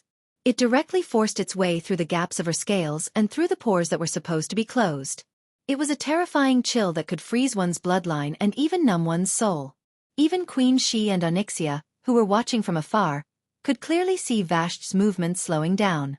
The originally swift and fierce slashes suddenly became slow. Every joint in the Naga Queen's body seemed to have rusted. Not only were her movements slow, but they even made terrifying creaking sounds. Onyxia had no choice but to give Vash a fireball. Under normal circumstances, this was a classic case of murdering a teammate. But in the case of Arthas's invincible cold air, it was a life-saving move. When Frostmourne slashed at her, Vash barely regained her normal speed. At this time, Arthas made 3 consecutive swords, the rune greatsword that emitted dark and evil waves turned into a cyan shadow in his hand. 1 slash, 1 press, and 1 press. Because the speed was too fast, even Sylvanas, who had amazing eyesight, still felt as if Frostmourne had split into 3 in an instant and turned into a double-headed greatsword at the same time, clashing with Vash's 6 melee weapons. Clang dash, a total of 6 sounds of blades clashing actually turned into the same metallic sound. Chapter 17:12. She clearly had 6 arms, but the subtle differences in the use of power resulted in Vash using 1 arm to withstand Arthas's full-powered slashes with both arms. The 6 consecutive slashes were too fast for Vash, who had reduced her speed. It was as if she had withstood 6 slashes in an instant. At this time, Queen Sylvanas's lightning arrow had just arrived. Clang! The arrow was knocked away by Frostmourne. The blazing lightning struck Arthas's right arm, but it was instantly neutralized by the even more powerful ice element. Tisk! Vash spat fiercely. While her 6 arms were numb, she could only flick her snake tail to force Arthas back. At the same time, she used the momentum to retreat and finally floated out of the range of the Lich King's sword aura unscathed. At this time, it was only the 3rd round of the 3 women besieging Arthas. In these few exchanges, not to mention gaining the upper hand, when they fought, they just barely didn't get hurt. Just a moment ago, Queen Sylvie had been in high spirits, but now, there was only a deathly stillness about her. In the previous rounds, they had tried almost everything. The last move. Queen Sylvanas pulled herself together and shouted. As Duque's woman and a companion with a common goal, Sylvanas had long taken the opportunity to look for them to discuss the problem of cooperation. After all, demigods working together would have the best chance of killing an existence like Arthas, who stood at the peak of the demigod realm. Unexpectedly, she really used the biggest trick that she had prepared in advance. The storm was gathering. The wind rolled up, and in the blink of an eye, a lightning tornado appeared. It was not inferior to the ice storm, grim winter, that Arthas had conjured. In a moment, all the ice and snow within 100 feet of Queen Sylvanas were instantly annihilated by the intense pressure of the highly concentrated wind element. They were not crushed into powder in the physical sense, but forcibly annihilated into nothingness. Ha! For the first time, Arthas's eyes revealed a serious look. Glancing at Vashj, who had yet to attack, Arthas slammed Frostmourne into the ground. Strong frost aura began to fill his body. Thunder rumbled, and a lightning arrow shot out from the divine artifact, Solidar Wrath of the Stars, aimed at Arthas' forehead. It was as if he wanted to blow up the Lich King's head. Unfortunately, the powerful arrow landed squarely on the ice wall of spiritual energy that Arthas had stirred up. Not only did it not break through, but a strong white light flashed out of the mist of spiritual energy and bounced the lightning arrow back. Sylvanas, who was flying at high speed with the Black Dragon Princess, was almost shot down as well. If it was just thunder, Queen Sylvie would not mind retrieving her arrows. Unfortunately, the arrow that bounced back had already been infused with an even more evil power. Onyxia's sudden descent, coupled with Queen Syriana's urgent crouching, allowed her to barely avoid this counterattack. However, the icy chill that came from her back still slightly invaded Queen Syriana's body. Ugh! Queen Sylvie could not help but let out a muffled groan. One could imagine the power of a demigod of wind's full-powered attack. The arrow that was bounced back eventually fell in front of the square of the ice throne, driven by the cold wind. The dozens of crisscrossing, fragmented cracks on the hard tiles of the square were proof. However, this was still unable to do anything to Arthas. But it was enough to attract his attention. Vashj, who had adjusted, pounced forward again. This time, all 6 of her weapons were surrounded by flashing lightning. The crisscrossing blade radiance formed a ball of destructive light. The frost aura that Arthas had set up in the surroundings was also dispersed by this storm of blades. Arthas raised his left hand, and a ball of ice elemental energy swept towards Vashj like a mage's icicle spell. But her 6 swords had already turned into a meat grinder along with her body, madly chopping at the elemental energy that was coming her way. On the epic-level weapons, the sharp edges of the blades flashed with lightning. However, these epic-level weapons that could split open the body of any Ice-Crown Fortress leader seemed to be under great pressure, and they let out a trembling sound that symbolized weakness. Queen Sylvanas, who was on the dragon's back, could not help but let out a scream. At this moment, with a series of cracking sounds, those epic weapons that were incomparably precious in the eyes of mortals actually shattered like fragile glass at this moment. Not to mention Queen Sylvanas, even Vashj herself was stunned. Seeing that Frostmourne was fiercely slashing towards her, Vashj finally pulled down her face and took out 6 epic-level shields from her storage bag. Bang, bang, bang. It was just one slash, but 3 of Vashj's shields exploded. Her Naga body, which was not petite, was directly sent flying by Arthas. If it were not for the 3rd attack, Arthas would not have let go of this opportunity to pursue and attack. This was the attack routine that the 3 of them came up with. Sylvanas attacked first, using his bow and arrows to attract Arthas's attention. When Vashj entangled him, Onyxia directly came up with a deep breath. In the sky, the huge figure of the Black Dragon Princess enveloped Arthas. The deep breath, that caused countless people's expressions to change, poured onto Arthas's head without deviation. However, the effect was not good. The hit was a hit. As soon as the fiery dragon's breath entered the frost domain around Arthas's body, it immediately disappeared into nothingness. Even the fire elements in the periphery were directly absorbed and flew straight to the center of the frost domain. Onyxia screamed, "How can we fight this? The high-purity fire elements that I have been brewing for so long were all devoured by him. We are not on the same level at all." No wonder the Black Dragon Princess looked like she had seen a ghost. All the attack methods were ineffective. Anyone would not be able to help but curse. Vashj suddenly smiled bitterly.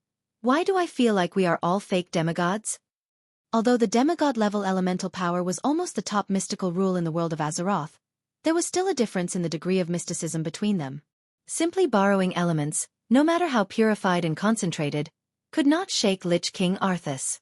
They did not know that before injecting their spirit and their unique rule into the elements, the elements borrowed from the elemental realm could not shake Arthas' rule in the slightest. What's more, Arthas, who had the geographical advantage, had the magic and elements stored in the entire ice throne as a backup. Chapter 17:13. The huge difference in strength made Savannah's heart turn cold for a moment. She had trained hard for so many years, but the gap between her and Earthy's did not seem to be narrowing. Instead, it seemed to be getting bigger. Once upon a time, Earthy's was strong, but it was only in terms of quantity. The endless undead army seemed to be an inexhaustible dark force. In terms of quality, he did not feel that there was a chasm between them. But now, Savannah's and the others were depressed, because the three of them suddenly discovered that Earthy's could actually take away their elements. It was not like the Lich King who played with ice had changed to become a fire mage or a nature shaman, but it was a typical method of harming others without benefiting oneself. He infected all the elements that were temporarily out of control with frost plague. This was more like marking or leaving a signature for one's own belongings. To break it, one could only use their own willpower to dispel the will of the Lich King, and then redeclare the ownership of this part of the elements. Even if Savannah's had strong willpower and spirit attributes, as a ranger, she was not good at spreading her own willpower and controlling the elements around her. This kind of battle in the spirit domain happened to be her weakness. After becoming a demigod of wind, she had worked hard in this area. Unfortunately, compared to a certain Lich King who had lost his body, was stuffed into an ice skeleton, and only relied on his spirit for the past 20 years, Queen Sylvanas was completely nothing. The situation made the three women very miserable. Playing close combat with Earthy's, he played elements with you, and even slowed down Vashj to a lower speed, and then defeated Vashj with gorgeous skills. Playing elements with Earthy's, the three of them could not beat him.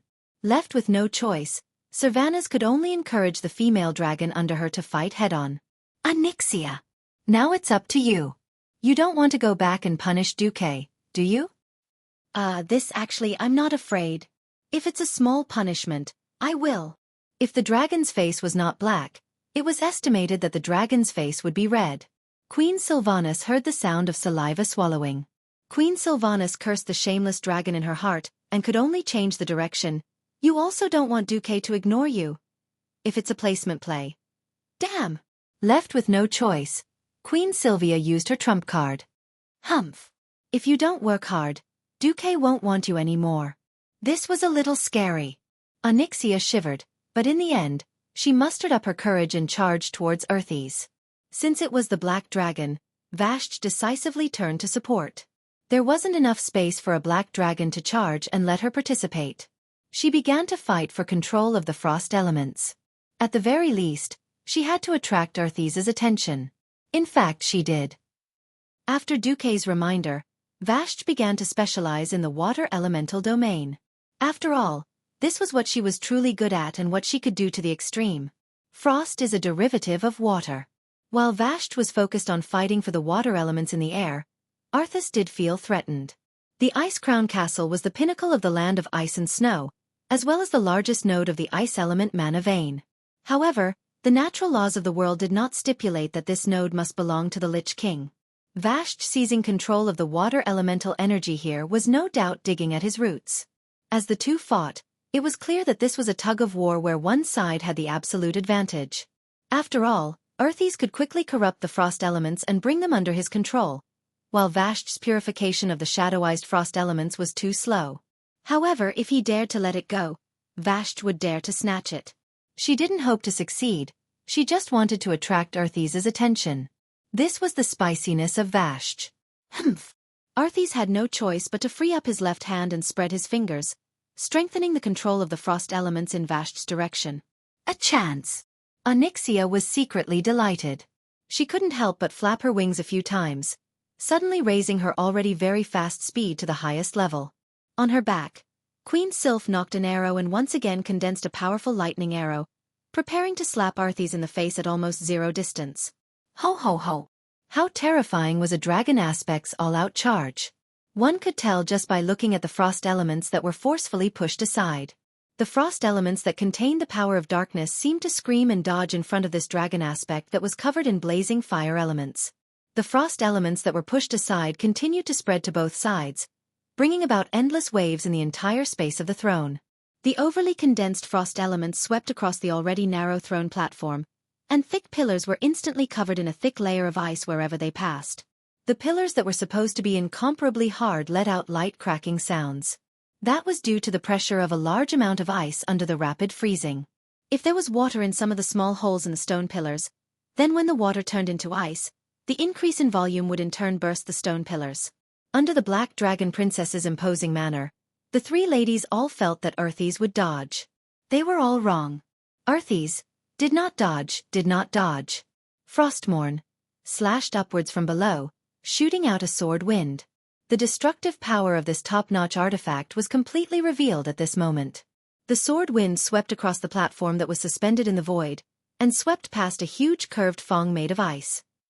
A straight black line immediately appeared on the fong, and that black line went from bottom to top, directly splitting the hard fong that was as thick as a dragon's leg into two. Time seemed to be frozen at this moment.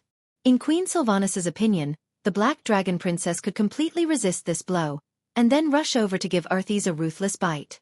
Perhaps she would suffer some injuries, but at least she could open up the situation. Xuehowever, with her resolute personality, she neglected Onyxia's cowardice, and also neglected that she wasn't Xueqi. If the one riding the Black Dragon Princess was Xueqi, she would definitely be 100 times more courageous. Even if she was facing Sargeras at full strength, she might have the courage to charge. Unfortunately, she was Sylvanas, just one of Xueqi's women. That natural distrust and the cowardice after being subdued made Onyxia flap her right wing at the last moment, and make a movement similar to a side roll. No! Queen Sylvanas only had time to let out a scream. It was indeed a dodge, but in the process of dodging, the Black Dragon Princess couldn't help but expose her dragon abdomen.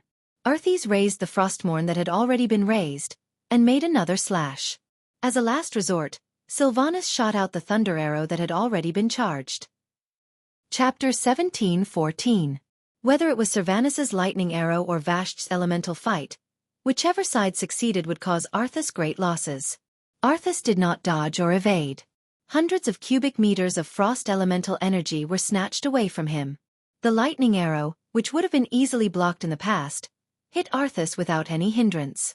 Due to the deviation of the angle, the arrow was aimed at his chest instead. Arthas took the full brunt of the arrow. Lightning snakes writhed in his chest, and even the skeleton carvings on his heavy armor cracked from the arrow. Cracks spread out like a spider web. It was foreseeable that the damage of this arrow would not be low. If this was before, Queen Sylvanas would definitely be overjoyed. But at this moment, her heart sank into the ice abyss. An attack that Arthas risked injury to launch was definitely not child's play. Frostmourne drew a full stop to this attack. Onyxia knew that it was her fault, but she still held onto a sliver of hope and prayed that Arthas would not hit her. Unfortunately, in the next moment, she suddenly felt a shiver pass through her body.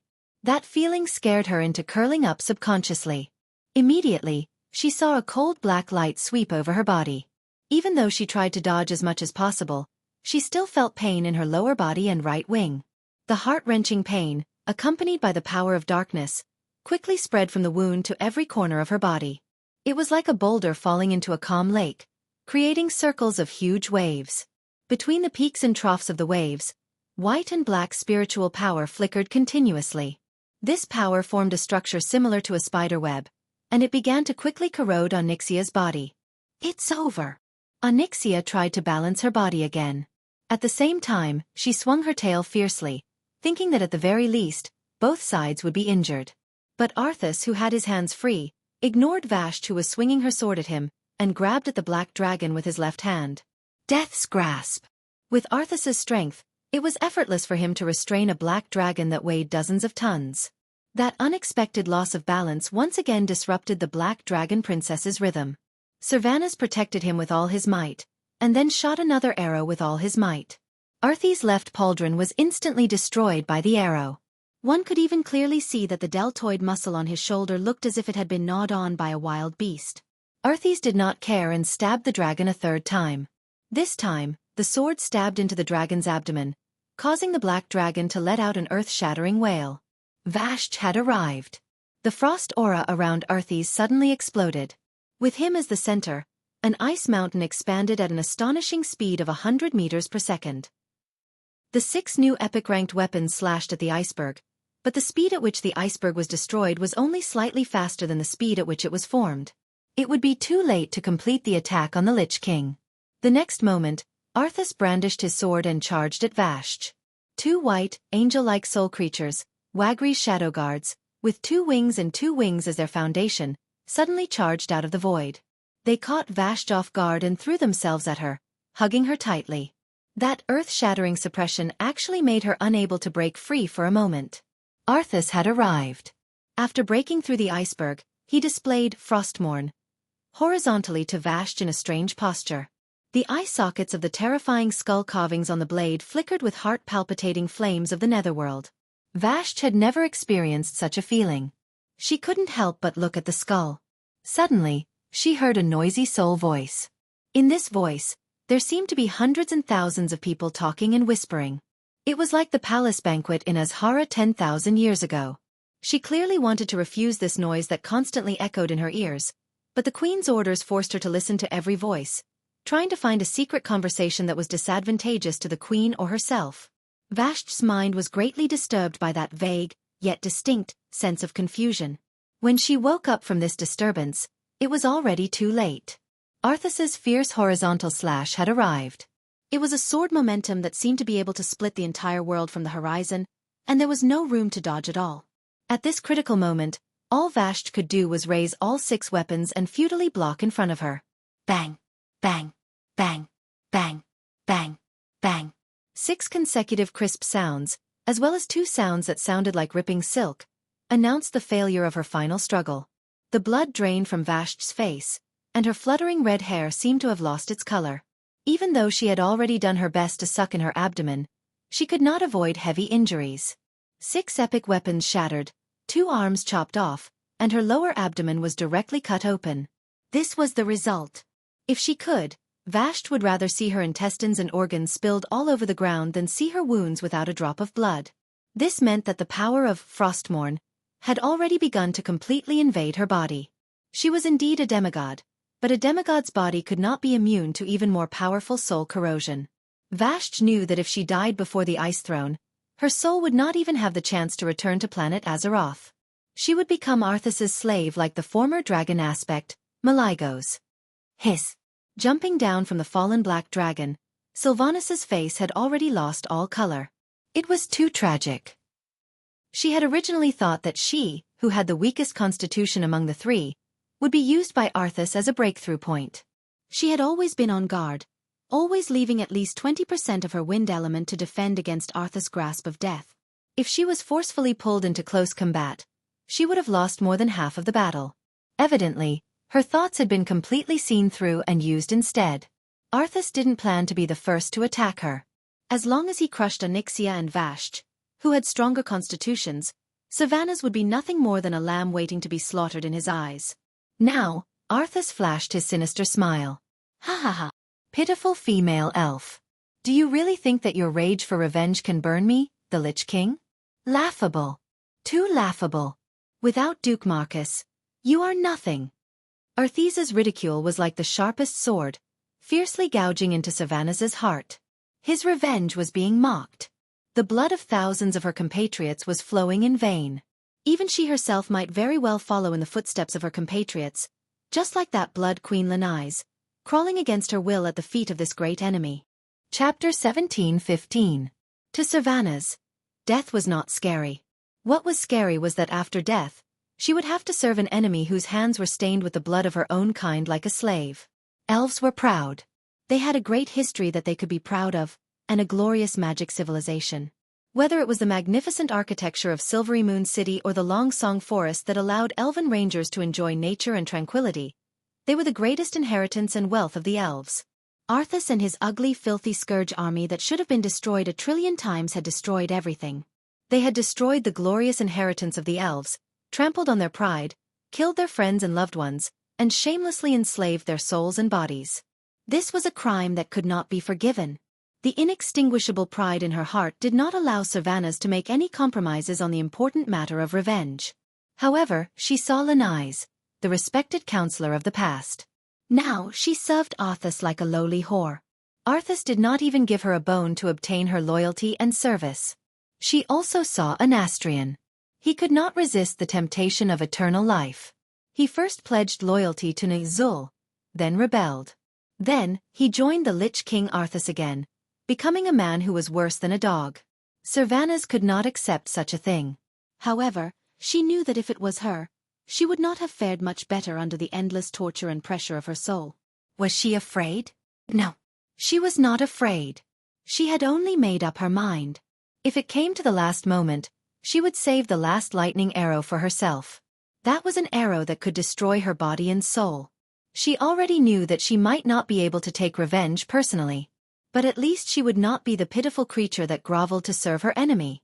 Savannah's furious golden eyebrows stood up at the greatest angle. Within her bright and beautiful eyes, it was as if there was a flame, a divine radiance mixed with thunder and lightning that continuously erupted. Compared to the rage and determination in her heart, the elements around her body were unexpectedly calm. Even the most violent lightning power in the natural world was as gentle as water. It quietly rushed over from the void and flowed into her body like rivers flowing into the sea. Duque, I'm sorry. What a joke, to actually break through at a time like this. It was like a sigh, but also a farewell.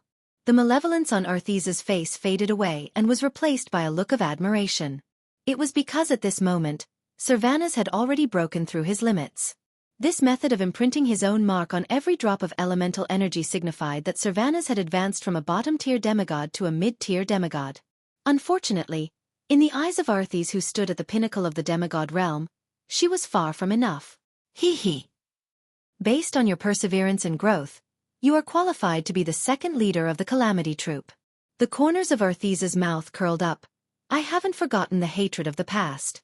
Duque stole my woman, broke my arm, and cut off my waist. I can't let this go unavenged. Because this is my dignity as the Lich King. Haha.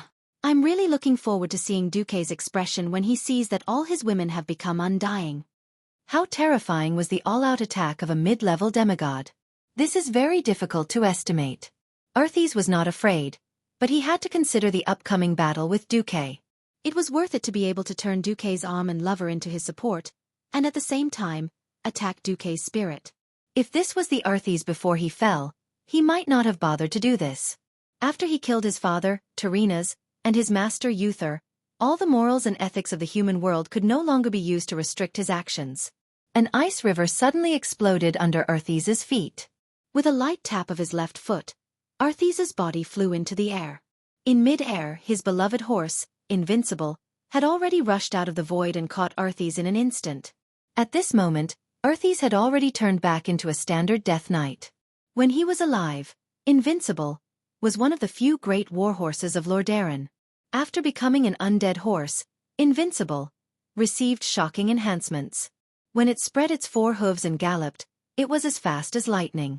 Sylvanas had only drawn his bow halfway, and Arthes was already in front of him. Fast.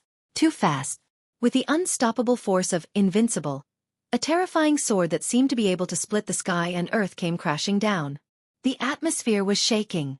The elements were trembling. The space was buzzing. Sylvanas, who did not have time to finish his action, had no choice but to raise Solidar high up. In her hands was a divine artifact bow, not a divine artifact sword. Even though Solidar naturally had close combat attributes, it was a pity that it was only a secondary function. A bow, after all, was still a bow. Sylvanas could already foresee that his extremely precious divine artifact longbow would be destroyed in the next instant. The terrifying Frostmourne would break through this insignificant resistance and turn her into a corpse in an instant. A walking corpse enslaved by the evil Lich King. At this moment, when time was almost frozen, Sylvanas realized in despair that he could not even shoot himself one last arrow. Everything in front of him was white. Amidst the white frost were the sorrowful wails of millions of wronged souls. After that, it was Arthes's savage and vicious face. It was a critical moment, but at the very end, Sylvanas's mind turned to this sentence. Duque, I'm sorry. I was too willful. Priests had a skill called Prayer of Despair. Sylvanas did not believe in it. She used to only believe in herself, but if God gave her a chance to do it all over again, she would choose to believe in Duque. If prayer in despair was useful, then she might as well pray for once. Sylvanas's tears scattered in the air. She used the last of her strength to call out a name, Duque, She did not expect an answer. However, time and time again, in this world, there was always one person who would not let her down. That person was her only partner, Duke Marcus. Coming! With this slightly mischievous and slightly smug voice, a hand suddenly reached out from the portal behind Queen Sylvanas and pulled her in. The famous Frostmourne slashed through the air, and Earthes could not believe her eyes. Behind him and invincible, a couple appeared in another portal. Looking at the familiar face, Sylvanas could not believe it. Her trembling golden eyebrows betrayed her forced calm. She reached out and caressed Duque's face, asking tentatively, "Duque?" Chapter 17:16. Duque! It's really you? You're here? Sylvanas could not believe her eyes. Humph. If I didn't come, you'd all be snatched away by two idiots. F***CK. I don't want my woman to become a cold corpse. Duque glared at Queen Sylvanas. It was rare for Sylvanas to tremble and shrink back. Her voice was no longer as strong as before. You heard everything? Of course. If I didn't come, would you have sacrificed yourself for your people? Stupid. If Arthas was the kind of opponent that could be destroyed by sacrifice, his grave would have been 3 feet high. Duque cursed fiercely, causing Queen Sylvanas to tremble again and again. Not only that, Duque also curled his lips provocatively at Arthas, who had turned around. I'm sorry I've let you my people down. Queen Sylvanas lowered her head, which was always held high. Yes. I'm very disappointed. Your people are also very disappointed. Suddenly, Duque changed the topic. We're not disappointed that you didn't work hard, nor are we disappointed that you're not brave enough. We're disappointed that you can't see the current situation clearly. What era is it now? In the face of such a public enemy, we should naturally gather the strength of the world to fight against him. You can't see the difference in strength between us and the enemy, and you just rushed headfirst into it. That's the most childish heroism. Duque's harsh scolding made Sylvanas dare not even raise her head. Her chin was in the cleavage of her chest, and her head was buried deep in Duque's chest. Biting her delicate red lips, she made a mosquito-like sound. I was wrong, Duque, forgive me. Okay? Forgive. Sure. After killing Arthas, I'll ravage you so hard that you can't get out of bed for a month. I'll make sure you're pregnant. When you have children, I'll see if you still dare to act so recklessly. After saying that, Duque's right claw dug deep into Queen Sylvanas' right buttocks, as if he was going to crush that extremely elastic piece of meat. Ah! Sylvanas let out a cry of alarm. Her beautiful face and slender neck were covered in an unbearable crimson. She really wanted to resist, but in the face of Duque's domineering declaration, she felt an unprecedented sense of being conquered and sweet. This complicated mood made her forget to struggle. In front of her great enemy, she actually revealed a delicate expression that only a little girl could have. On the other side, Earthes, who had just been fed a mouthful of dog food, could no longer hold it in. She immediately sent a sword gust over. Unfortunately, he was destined to miss. Duque immediately used instant teleportation and took Sylvanas to a different location. Not only did he take away Queen Sylvanas, but he also sent a mental message to Onyxia and Vashti to return to their human forms. A pair of huge hands of magic supported 2 wounded people. Vashti was a little miserable. There was a 10-centimeter-long hole on her flat belly, and the Lich King's frost power was constantly invading her soul and body. If not for Duque's arrival, even if she persisted in the battle, she would have been unable to resist the worsening of her injuries and eventually become a servant of the Lich King. Onyxia was in an even worse state. Vashti could still hold on for the time being, but she could not hold on for much longer. Her right wing was almost chopped off. Even in human form, her entire right shoulder was covered in frost. Coupled with the 2 rather serious wounds on her lower abdomen and thigh, even if she returned to Katrana's appearance, her body could not help but shiver from the extreme cold. For a giant dragon with a demigod body, this situation could be said to be rather terrible. A golden figure walked out of the void behind Duque. Archbishop Alonsus Fail. As an important existence that could restrain evil, Duque did not leave him in the magic net. Instead, he had long brought him with him in the form of a soul host. Even if Earthes had the ability to separate Duque from the magic net, Duque would not lose the Archbishop. As soon as Alonso's appeared, he immediately started treating Onyxia. Master. Mount No. 1 lowered its head, not daring to look at Xueqi. Of course, she knew that it was precisely because she had chickened out at the critical moment that caused the chain of collapse. Xueqi did not even look at her, and directly threw back a sentence. Humph. I'll deal with you later. But remember, when facing an opponent that you cannot defeat, betraying your teammates is the same as betraying yourself. The more you chicken out, the faster you die. Yes. Even though Onyxia was afraid, she knew that this time, she had let it go. Woo-woo. At most, she would just have her scalp whipped or something. It was better than being turned into a corpse dragon. Thinking of the ugly corpses of the Calamity Army, the Black Dragon Princess who loved to look good shuddered. Only towards Vashj, Xueqi revealed a gentle smile. He did not speak, and just nodded.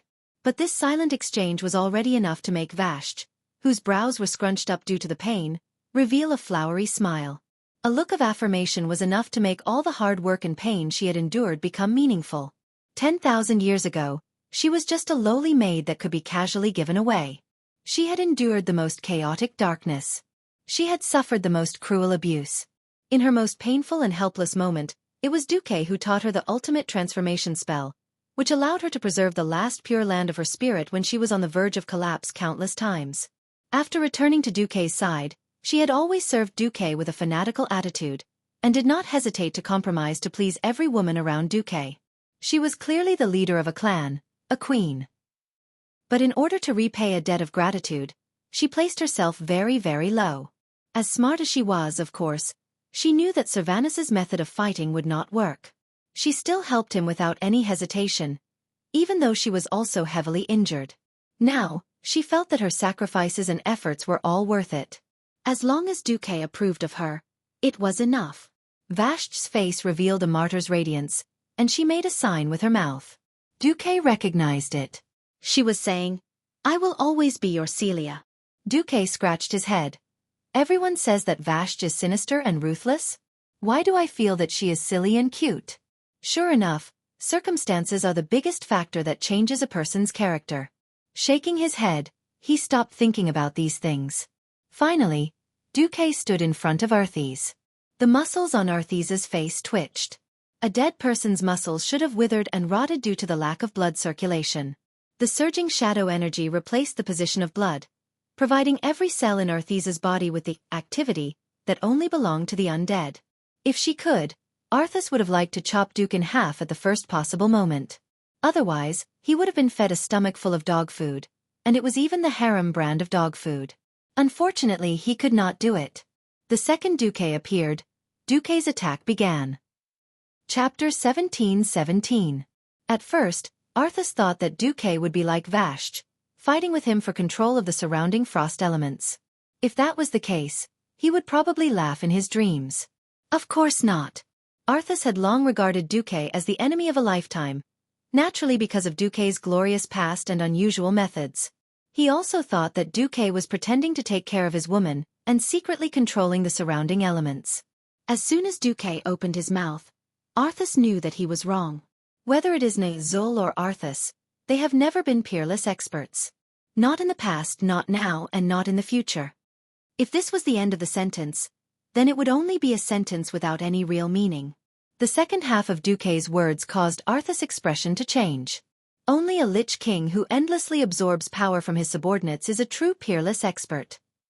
Almost at the same time as Xueqi's voice fell, Arthas felt another string in his mind break. Tsk. Another leader had been defeated? Arthas did not move. Xueqi had no intention of letting him go. Xueqi opened his arms, and a huge set of arcane energy was suddenly projected above his head. The first number was 1, separated by a few empty spaces, the second was 9, and after that the third was more than 10,000, and the fourth went directly to the million level. Apart from the first two sets of numbers, everyone could see that the next two sets of numbers were rapidly counting down.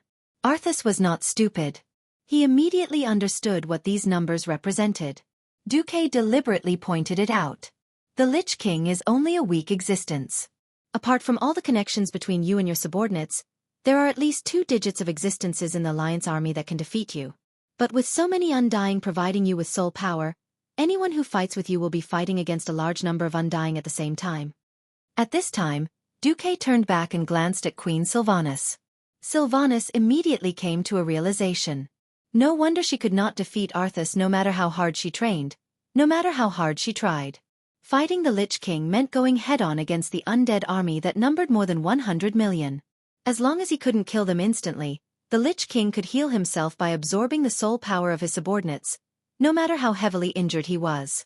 On the other hand, as long as the entire Calamity army was destroyed, the Lich King would be a piece of meat on the chopping board. He could do whatever he wanted. Savannah's fair face was flushed with shame. Xueqi adopted a dignified defensive stance. He used the frost elements in his body to create a solid ball of ice that wrapped around himself. Xueqi smiled faintly. He did not hide his provocation at all. Therefore, every soldier in the coalition army's fight is meaningful. I don't need to do anything. I just need to hold on until the number and quality of your undyings fall below the critical line.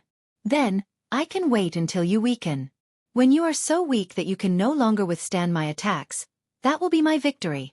Xueqi opened more live projections of the various battlefields in the Ice Crown Glacier.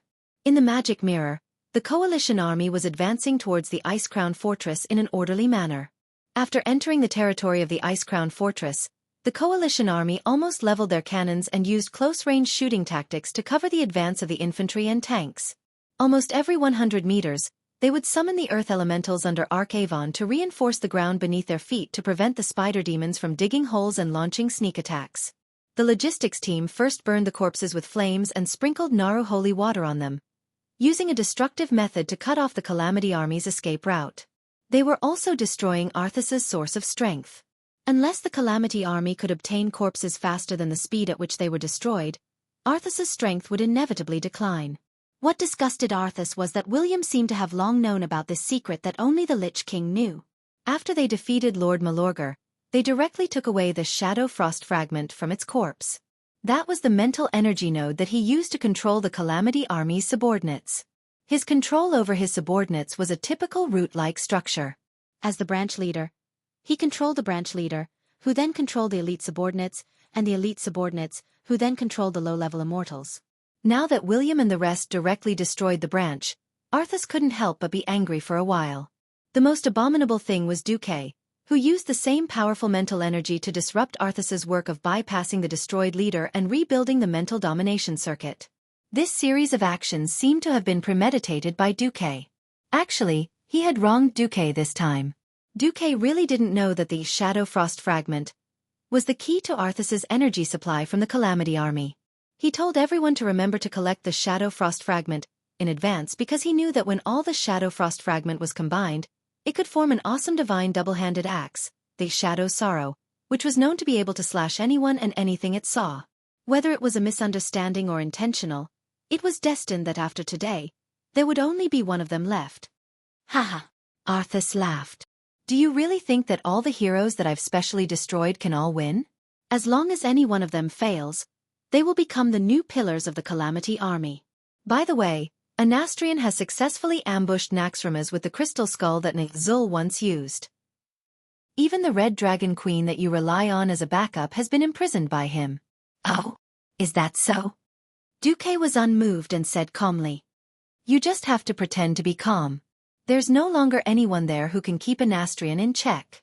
He will soon kill Gianna and Kale, and offer them to me. Do you think that you can have Gianna forever? Before Arthas could finish, Xueqi interrupted him. Of course. Gianna is mine. Every muscle and every inch of her skin belongs to me. It has nothing to do with you, Arthas. Also, I can make her give birth to children. Can you? With that, Xueqi glanced at the lower half of Arthas' body with disdain. He thought that after becoming a Lich King, his soul would be completely cold and would no longer have any feelings. Arthas realized that he was wrong, very wrong. It was precisely because he retained the memories of his time as a human that he could not let go of that resentment and hatred. What Xueqi said was Arthas' eternal pain. You. Just as he was about to say something, his words were interrupted by Xueqi again.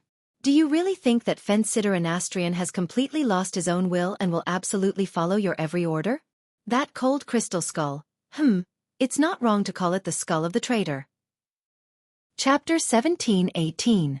At this moment, Arthas's expression suddenly changed. No one knew more about that skull than he did. Although that thing could strengthen the mental strength of a normal soul countless times, that was an increase in strength in exchange for endless pain and torture. Nazul was essentially just a cowardly guy. From his experience, he knew that in the face of Kill Jaden's oppression, even if he signed the soul contract, he still did not have the guts to lead the war between the orcs and the Draenei. As a result, his power was stolen by Ghoul Dan. He shrank back. When the tribe launched the First and Second Wars at the Dark Portal, he hid in his old home in the Moon Shadow Valley and became an otaku. If it wasn't for the explosion of Draenor, he would not have dared to lead the tribe to attack Azeroth again. When he failed, all he could think of was to escape. However, why did such a cowardly fellow, who had no ambition at all, dare to raise the flag of rebellion against the powerful Burning Legion after Archimonde knelt and knowing that the Legion still had killed Jaden? It was completely inexplicable. Only Arthas, who had fused with Nazul's soul, knew that Nazul was actually tortured by the Ice Skull. That kind of pain and madness completely exceeded the limit that a normal soul could bear. In order to get rid of this pain that seemed to last forever, he did not hesitate to betray the Burning Legion. In fact, when Arthas put on the Lich King's mask and began to fuse with Nazul's soul, the first difficulty was not the difference between their souls, but Arthas had to appease Nazul's unusually sensitive and restless heart because of the excessive injuries and torture, like a child. Now, Arthas twisted Anastrian's head with a strong momentum and replaced it with this ice skull. Of course, this guy's strength was forcibly raised to the demigod level. The continuous terrifying torture could indeed dispel Anastrian's will to resist. However, going too far was as bad as not going far enough. Arthas's method was destined to not gain loyalty, let alone a former king who was originally arrogant and full of rebellious thoughts. He had betrayed the Scourge once, so he could betray the Lich King a second time. With the rapid destruction of the Scourge soldiers, the weakening of the Lich King's power became inevitable. Right now, he was completely relying on the shadow power accumulated in the Icy Throne to pass his days. If they could not withstand this round of attack and turn the powerful invaders led by Duque into immortals, the Calamity Troop would have to stop here. He understood this, and so did Anastrian. Under such circumstances, would this newly promoted demigod Lich still serve the Lich King with all his might? I don't think so. Arthi subconsciously narrowed her eyes. He knew very well that Duque was trying to drive a wedge between him and Anastrian. The problem was that this was an overt plot.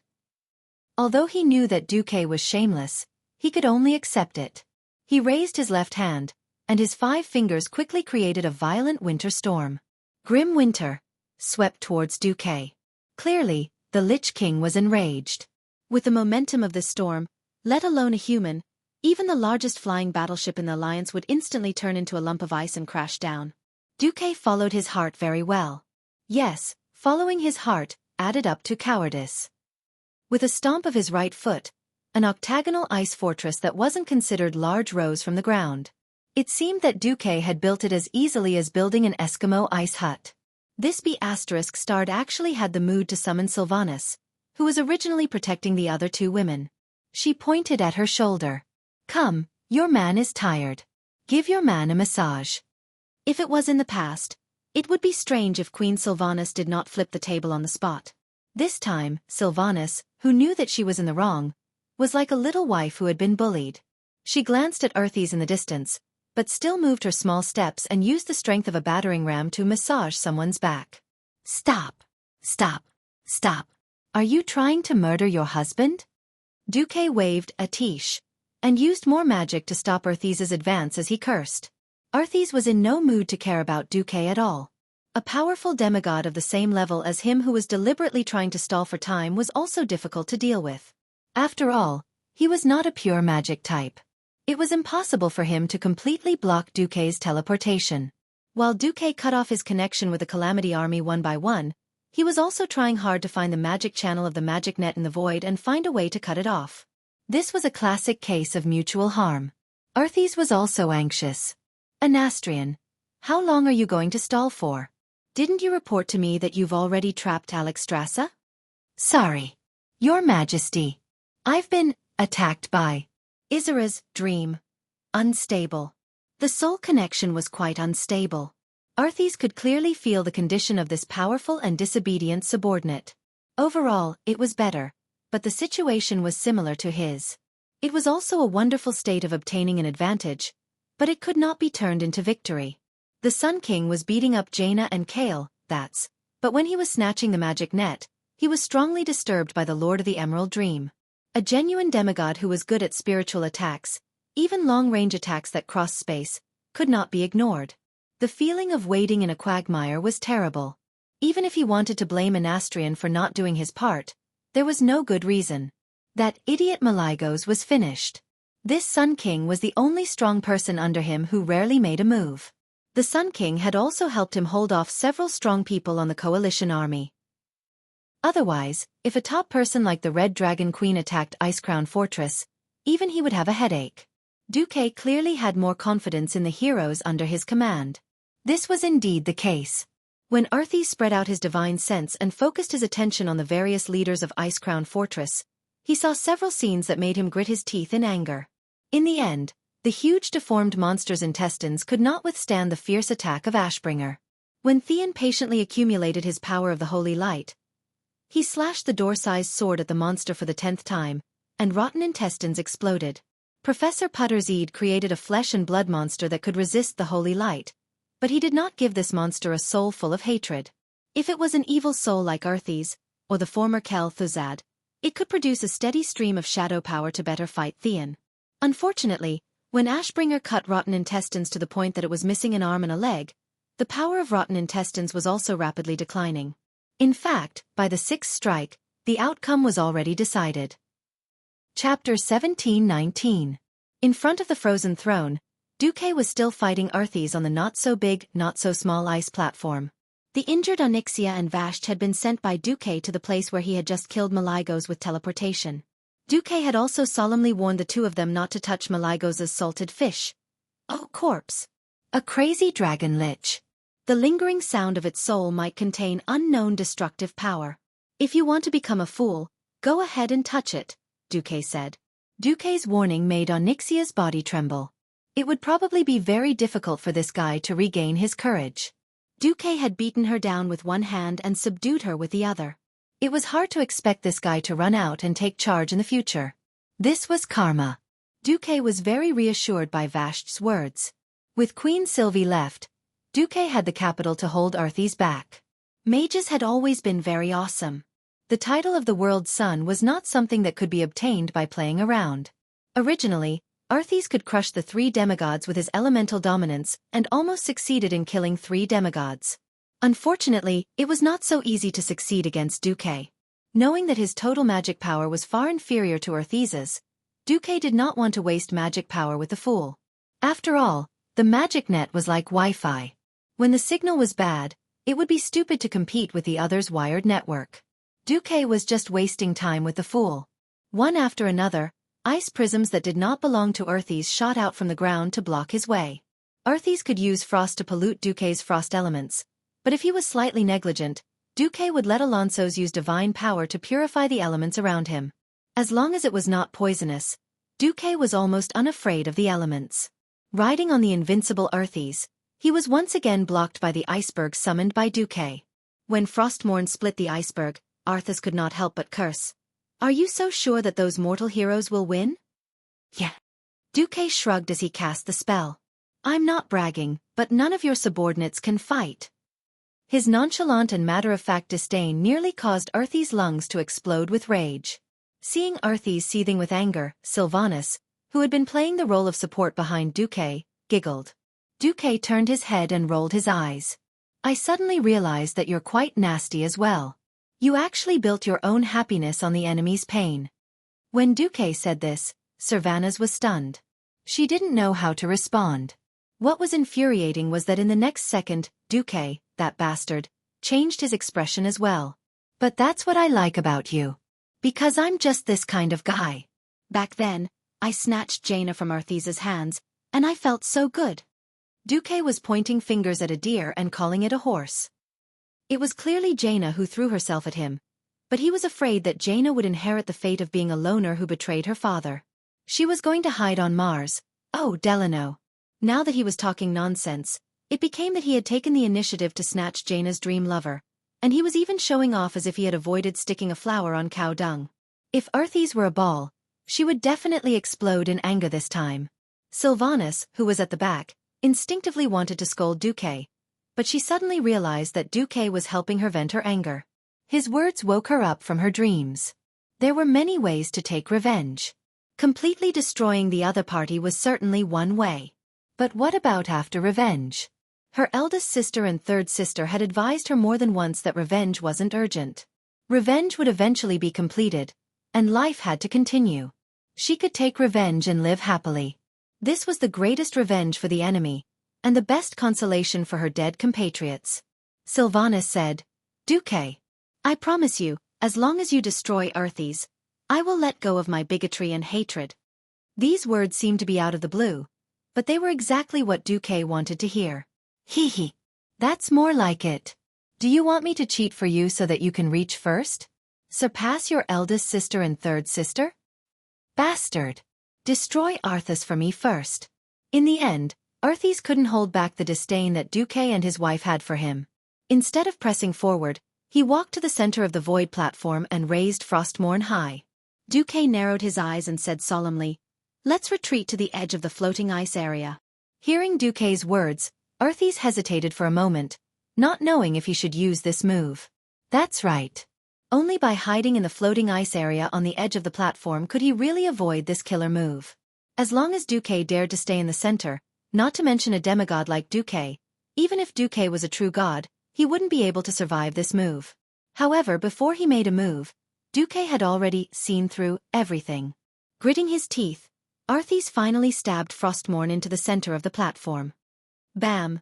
A terrifying wave of ice that seemed to be able to freeze the whole world exploded in all directions with Arthas at the center. Standing in the floating ice area, Xueqi erected a triangular ice shield in front of him, allowing the ice wave that Arthas created to reach the sky and the ground. When the ice wave hit him, it split in two and swung to the left and right. Under the attack of this extremely cold wave, even though Sylvanas had a demigod body, she still felt the cold invading her body irresistibly. Unconsciously, she hugged Xueqi tightly. Xueqi frowned, not because of Queen Sylvanas, but because he could tell that the fool was going to go all out. Xueqi cursed inwardly, You bastards, hurry up and finish this. This was the disadvantage of playing in an away game. Unless Xueqi was willing to go all out and crash Naxxramas and the Dalajan into the Ice-Crown Fortress together, Xueqi wouldn't be able to get the same amount of magic power and supplies as Arthas. In this world, the greatest thing was called reason.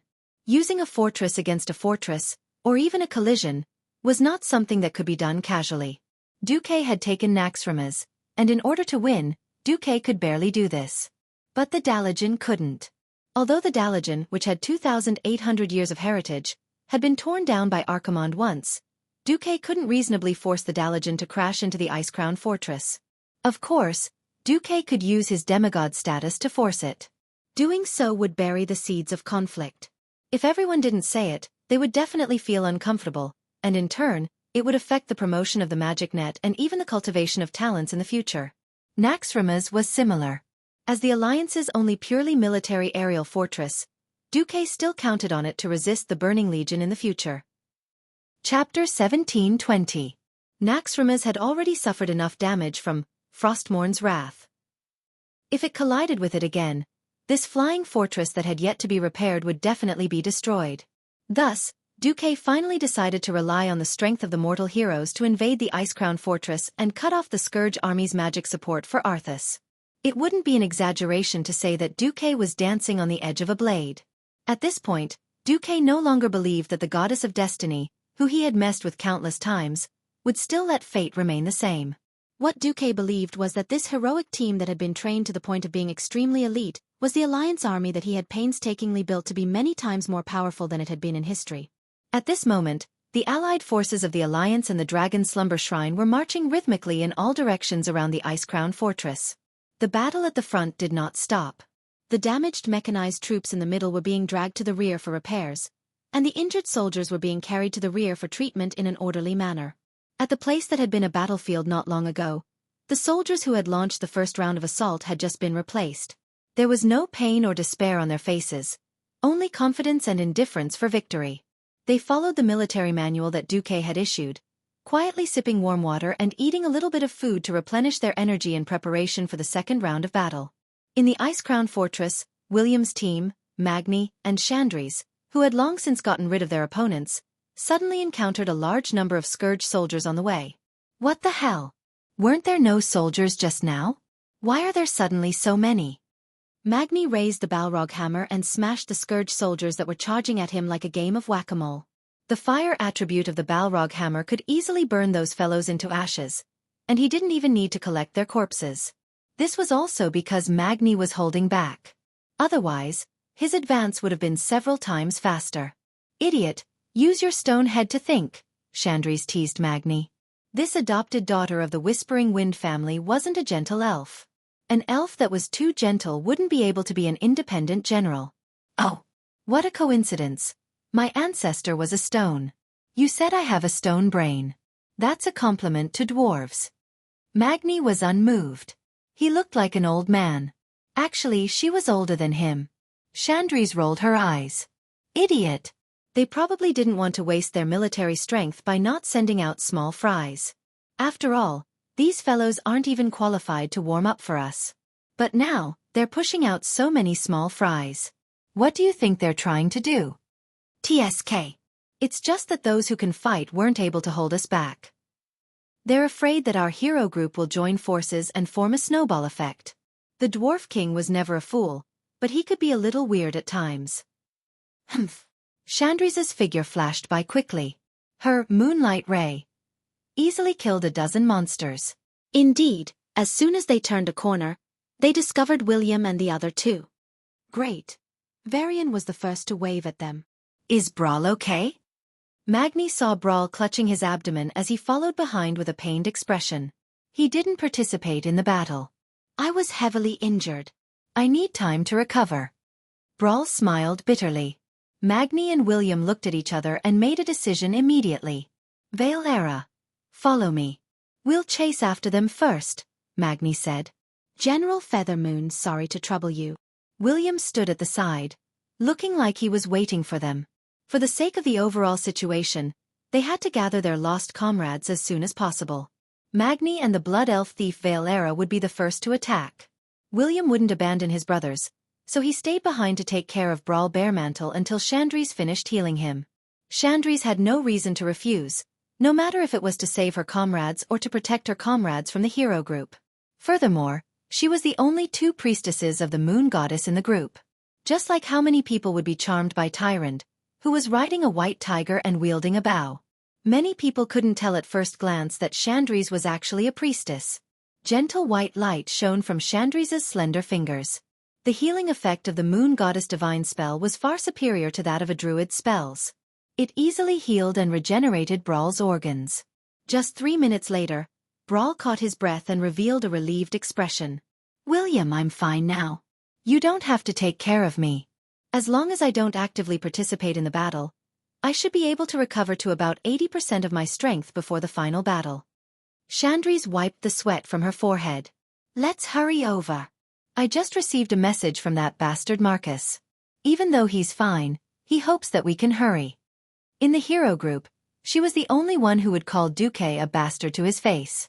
This was because she couldn't accept that her beautiful and wholly adoptive mother Tyrant had actually been taken away by that bastard Duque. Let's hurry. All right. In fact, the battle of the first 8 bosses in the Ice Crown Fortress had ended almost at the same time. Everyone spent a little more time to gather. In the hall on the 5th floor, almost half of the hero group had gathered. In the 4th boss, Death Messenger Salyafar, Varrock wasn't able to take down his son by himself. Lord Howl took action and dismembered little Salyafar.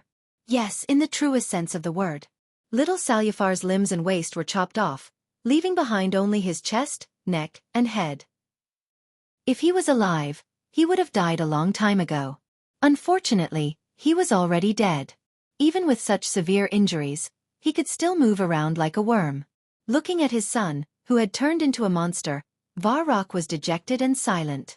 Only Grom kept comforting him, saying, "Just kill Arthas. Your son will at least come back." The other heavily injured, Gavin Rad went to cut the rotten noodles while being chased by the ooze monsters. In the end, both his buttocks were bitten off. It looked very similar to the logo of a famous brand like Apple. In the end, Gavin Rad only managed to take down the rotten noodles with the help of Theon. However, when he shamelessly asked Chandris for limb regeneration, he was sternly rejected. Strictly speaking, the combination of Alucia and Kalia was due to Kalia's milk, to Professor Putterseed. After wielding the divine weapon Valinal, Kalia's holy light power increased by more than 10 times.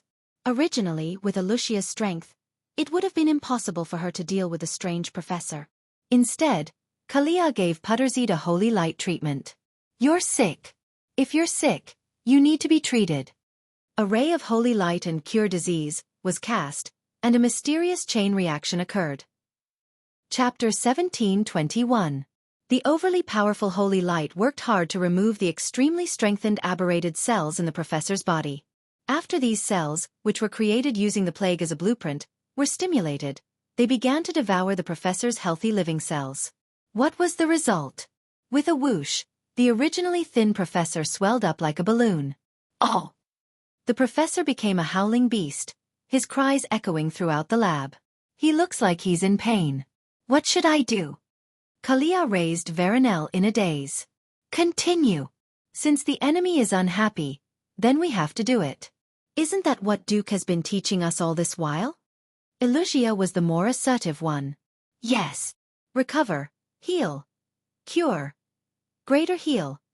Under normal circumstances, using holy light to heal an enemy with the shadow attribute was nonsense. It wasn't that holy light couldn't be used on the enemy, but that form of holy light wasn't as effective as a priest's punish. But the reason why a divine artifact was a divine artifact was that it had extraordinary special effects. Veronel was a top-notch divine artifact that could grant life to inorganic objects. Although its effects would definitely be reduced after recasting, its ability to stimulate the growth of life was coincidentally the nemesis of Putricide's howling beast. Not only were the aberrated cells in his body stimulated, but his muscles, which should have been dead and had rotted to his bones, also showed signs of mutation. The cells of 2 different attributes were stimulated, multiplying thousands of times faster. After Kalia cast her 30th spell, bang! The professor exploded. The 2 dainty heroines looked at each other. "Does this count as a victory for us?" Kalia asked in a daze. You can say so." On the 6th floor of the Ice-Crowned Fortress, Imriel, Vanessa, Lilith, Tyrant, and Riadaline were battling the bloody Queen Lanais. At the start, Imriel was the first to be hit. Perhaps she wasn't strong enough to pose a threat to Lanais, but the bloody Queen actually bestowed her with a Blood Queen's essence. Her hooves were instantly pumped up. She swung her hammer like a windmill, hitting the bloody Queen's head until it bled. Even so, Lanais was not annoyed. Instead, she looked at the hoof, liking it even more.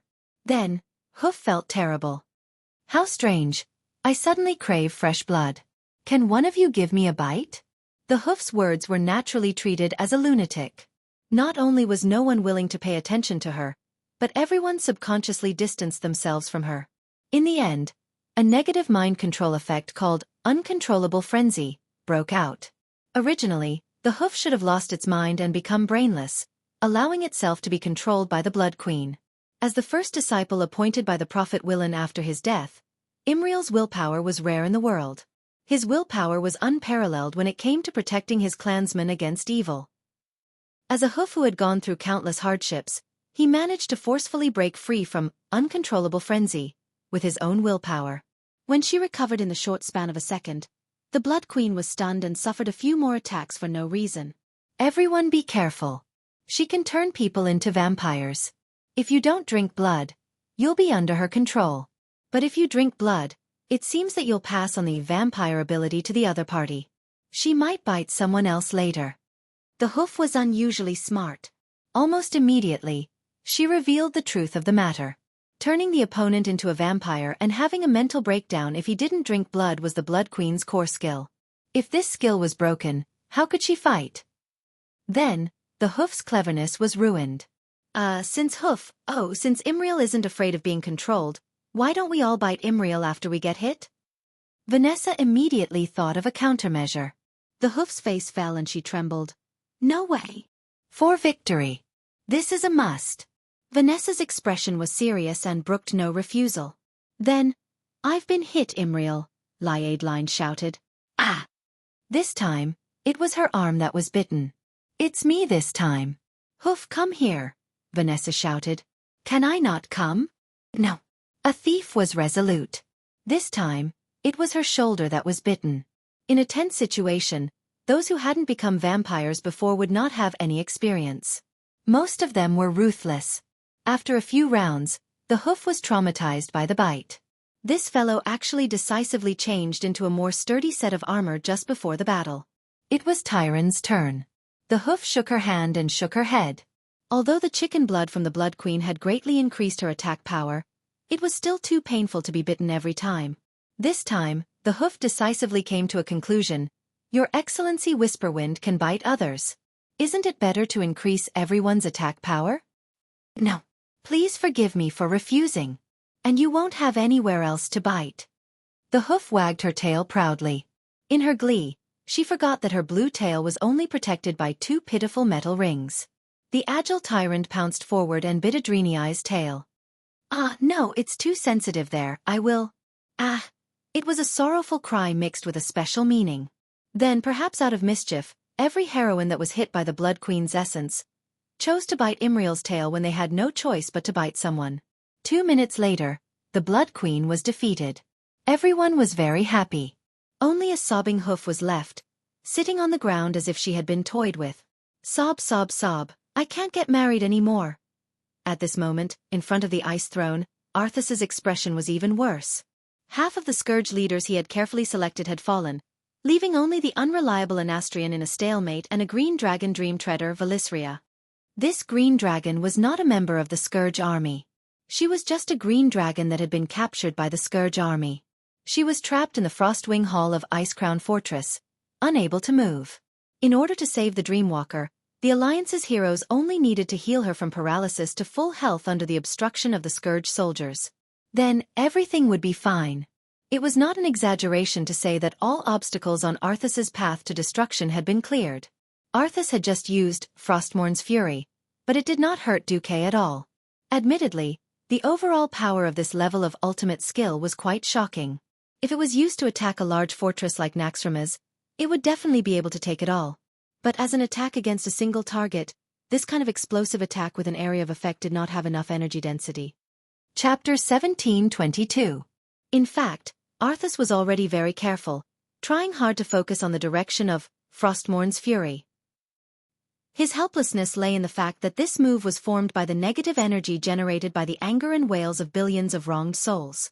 The anger of the souls was always varied, some high and some low. Even as a Lich King, it was difficult for him to perfectly integrate the negative energy generated by billions of wills. This made it exponentially more difficult to control this ultimate move. At most, he could decide the general direction of the pour, but he couldn't decide the energy density of this move.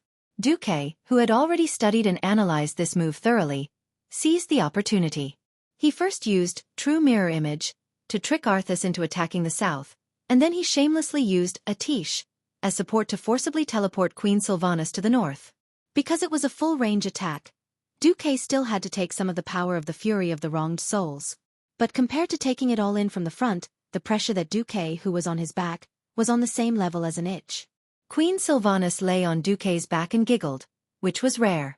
Xueqi, I find that I love you more and more. I love the way you make Earthies gnash her teeth in frustration, yet there's nothing she can do about it. Xueqi bared his teeth and thought to himself, I didn't expect that such a stubborn person like Queen Sylvanas would one day become a bystander who only knows how to cheer 666. Did I lead her astray? However, at this moment, Xueqi was simply a model of a righteous hero. On the other hand, Arthas's white hair looked extremely messy. It just happened to confirm the saying, a defeated army is like a collapsed mountain, and there is no way out. After withstanding this ultimate move, Xueqi pointed at Arthas with the head of his drumstick. Arthas, you're finished. Arthas didn't need Xueqi's reminder to know that things were not good. With the fall of all the leaders under him, the Calamity Army, which was a towering tree, had most of its roots cut off. Of course, he had been trying to repair the roots since just now. What he did was no different from patching. If it was just 1 or 2 holes, he might be able to fix it. However, the Calamity Army was already a basket full of holes. How could it be mended? In his perception, the number of soldiers of the Calamity Troop was still dropping like a cliff. At this moment, The monitor above Duque's head clearly indicated that the total number of Doomsday troop soldiers had fallen below 100,000. The hateful Allied forces had all become skilled in dealing with the Undying. Not to mention the Calamity Army that had lost their unified command and only had their instincts left. Even if the Calamity Army had a commander, they would still launch tactics such as decapitation tactics or infantry cannons to advance step by step to weaken the Calamity Army. Even if he didn't want to admit it, he had to admit that there was no way to fight this battle. However, I'm finished? No, I'm not done yet. Arthis suddenly perked up, as though she had been injected with some kind of expired chicken blood. She didn't know if it had any effect, but in any case, her aura had risen. He let out a heroic roar, his white eyes turning bloodshot because of the surging shadow energy. As long as I kill you, I will kill you. That's right. As long as I kill you, Duke Marcus, I will be able to turn the tables. Faced with Arthis's roar, Duque rubbed his eyebrows in an extremely pretentious manner. Have I ever told you that the top 10 misconceptions in life is, I can kill you? Obviously, Duque's words were all unreliable and venomous, but in the ears of Queen Sylvanas, it became a famous saying. Not only was it full of domineering, but it was also very satisfying. Queen Sylvanas once again burst out laughing without any restraint. This was not the end. Duque shrugged and looked forgetful. I forgot that you are not a human anymore. Perhaps you can make an exception? An exception? I don't need an exception. I still have. Arthis was interrupted halfway through her sentence. Do you think you still have a Nastrian?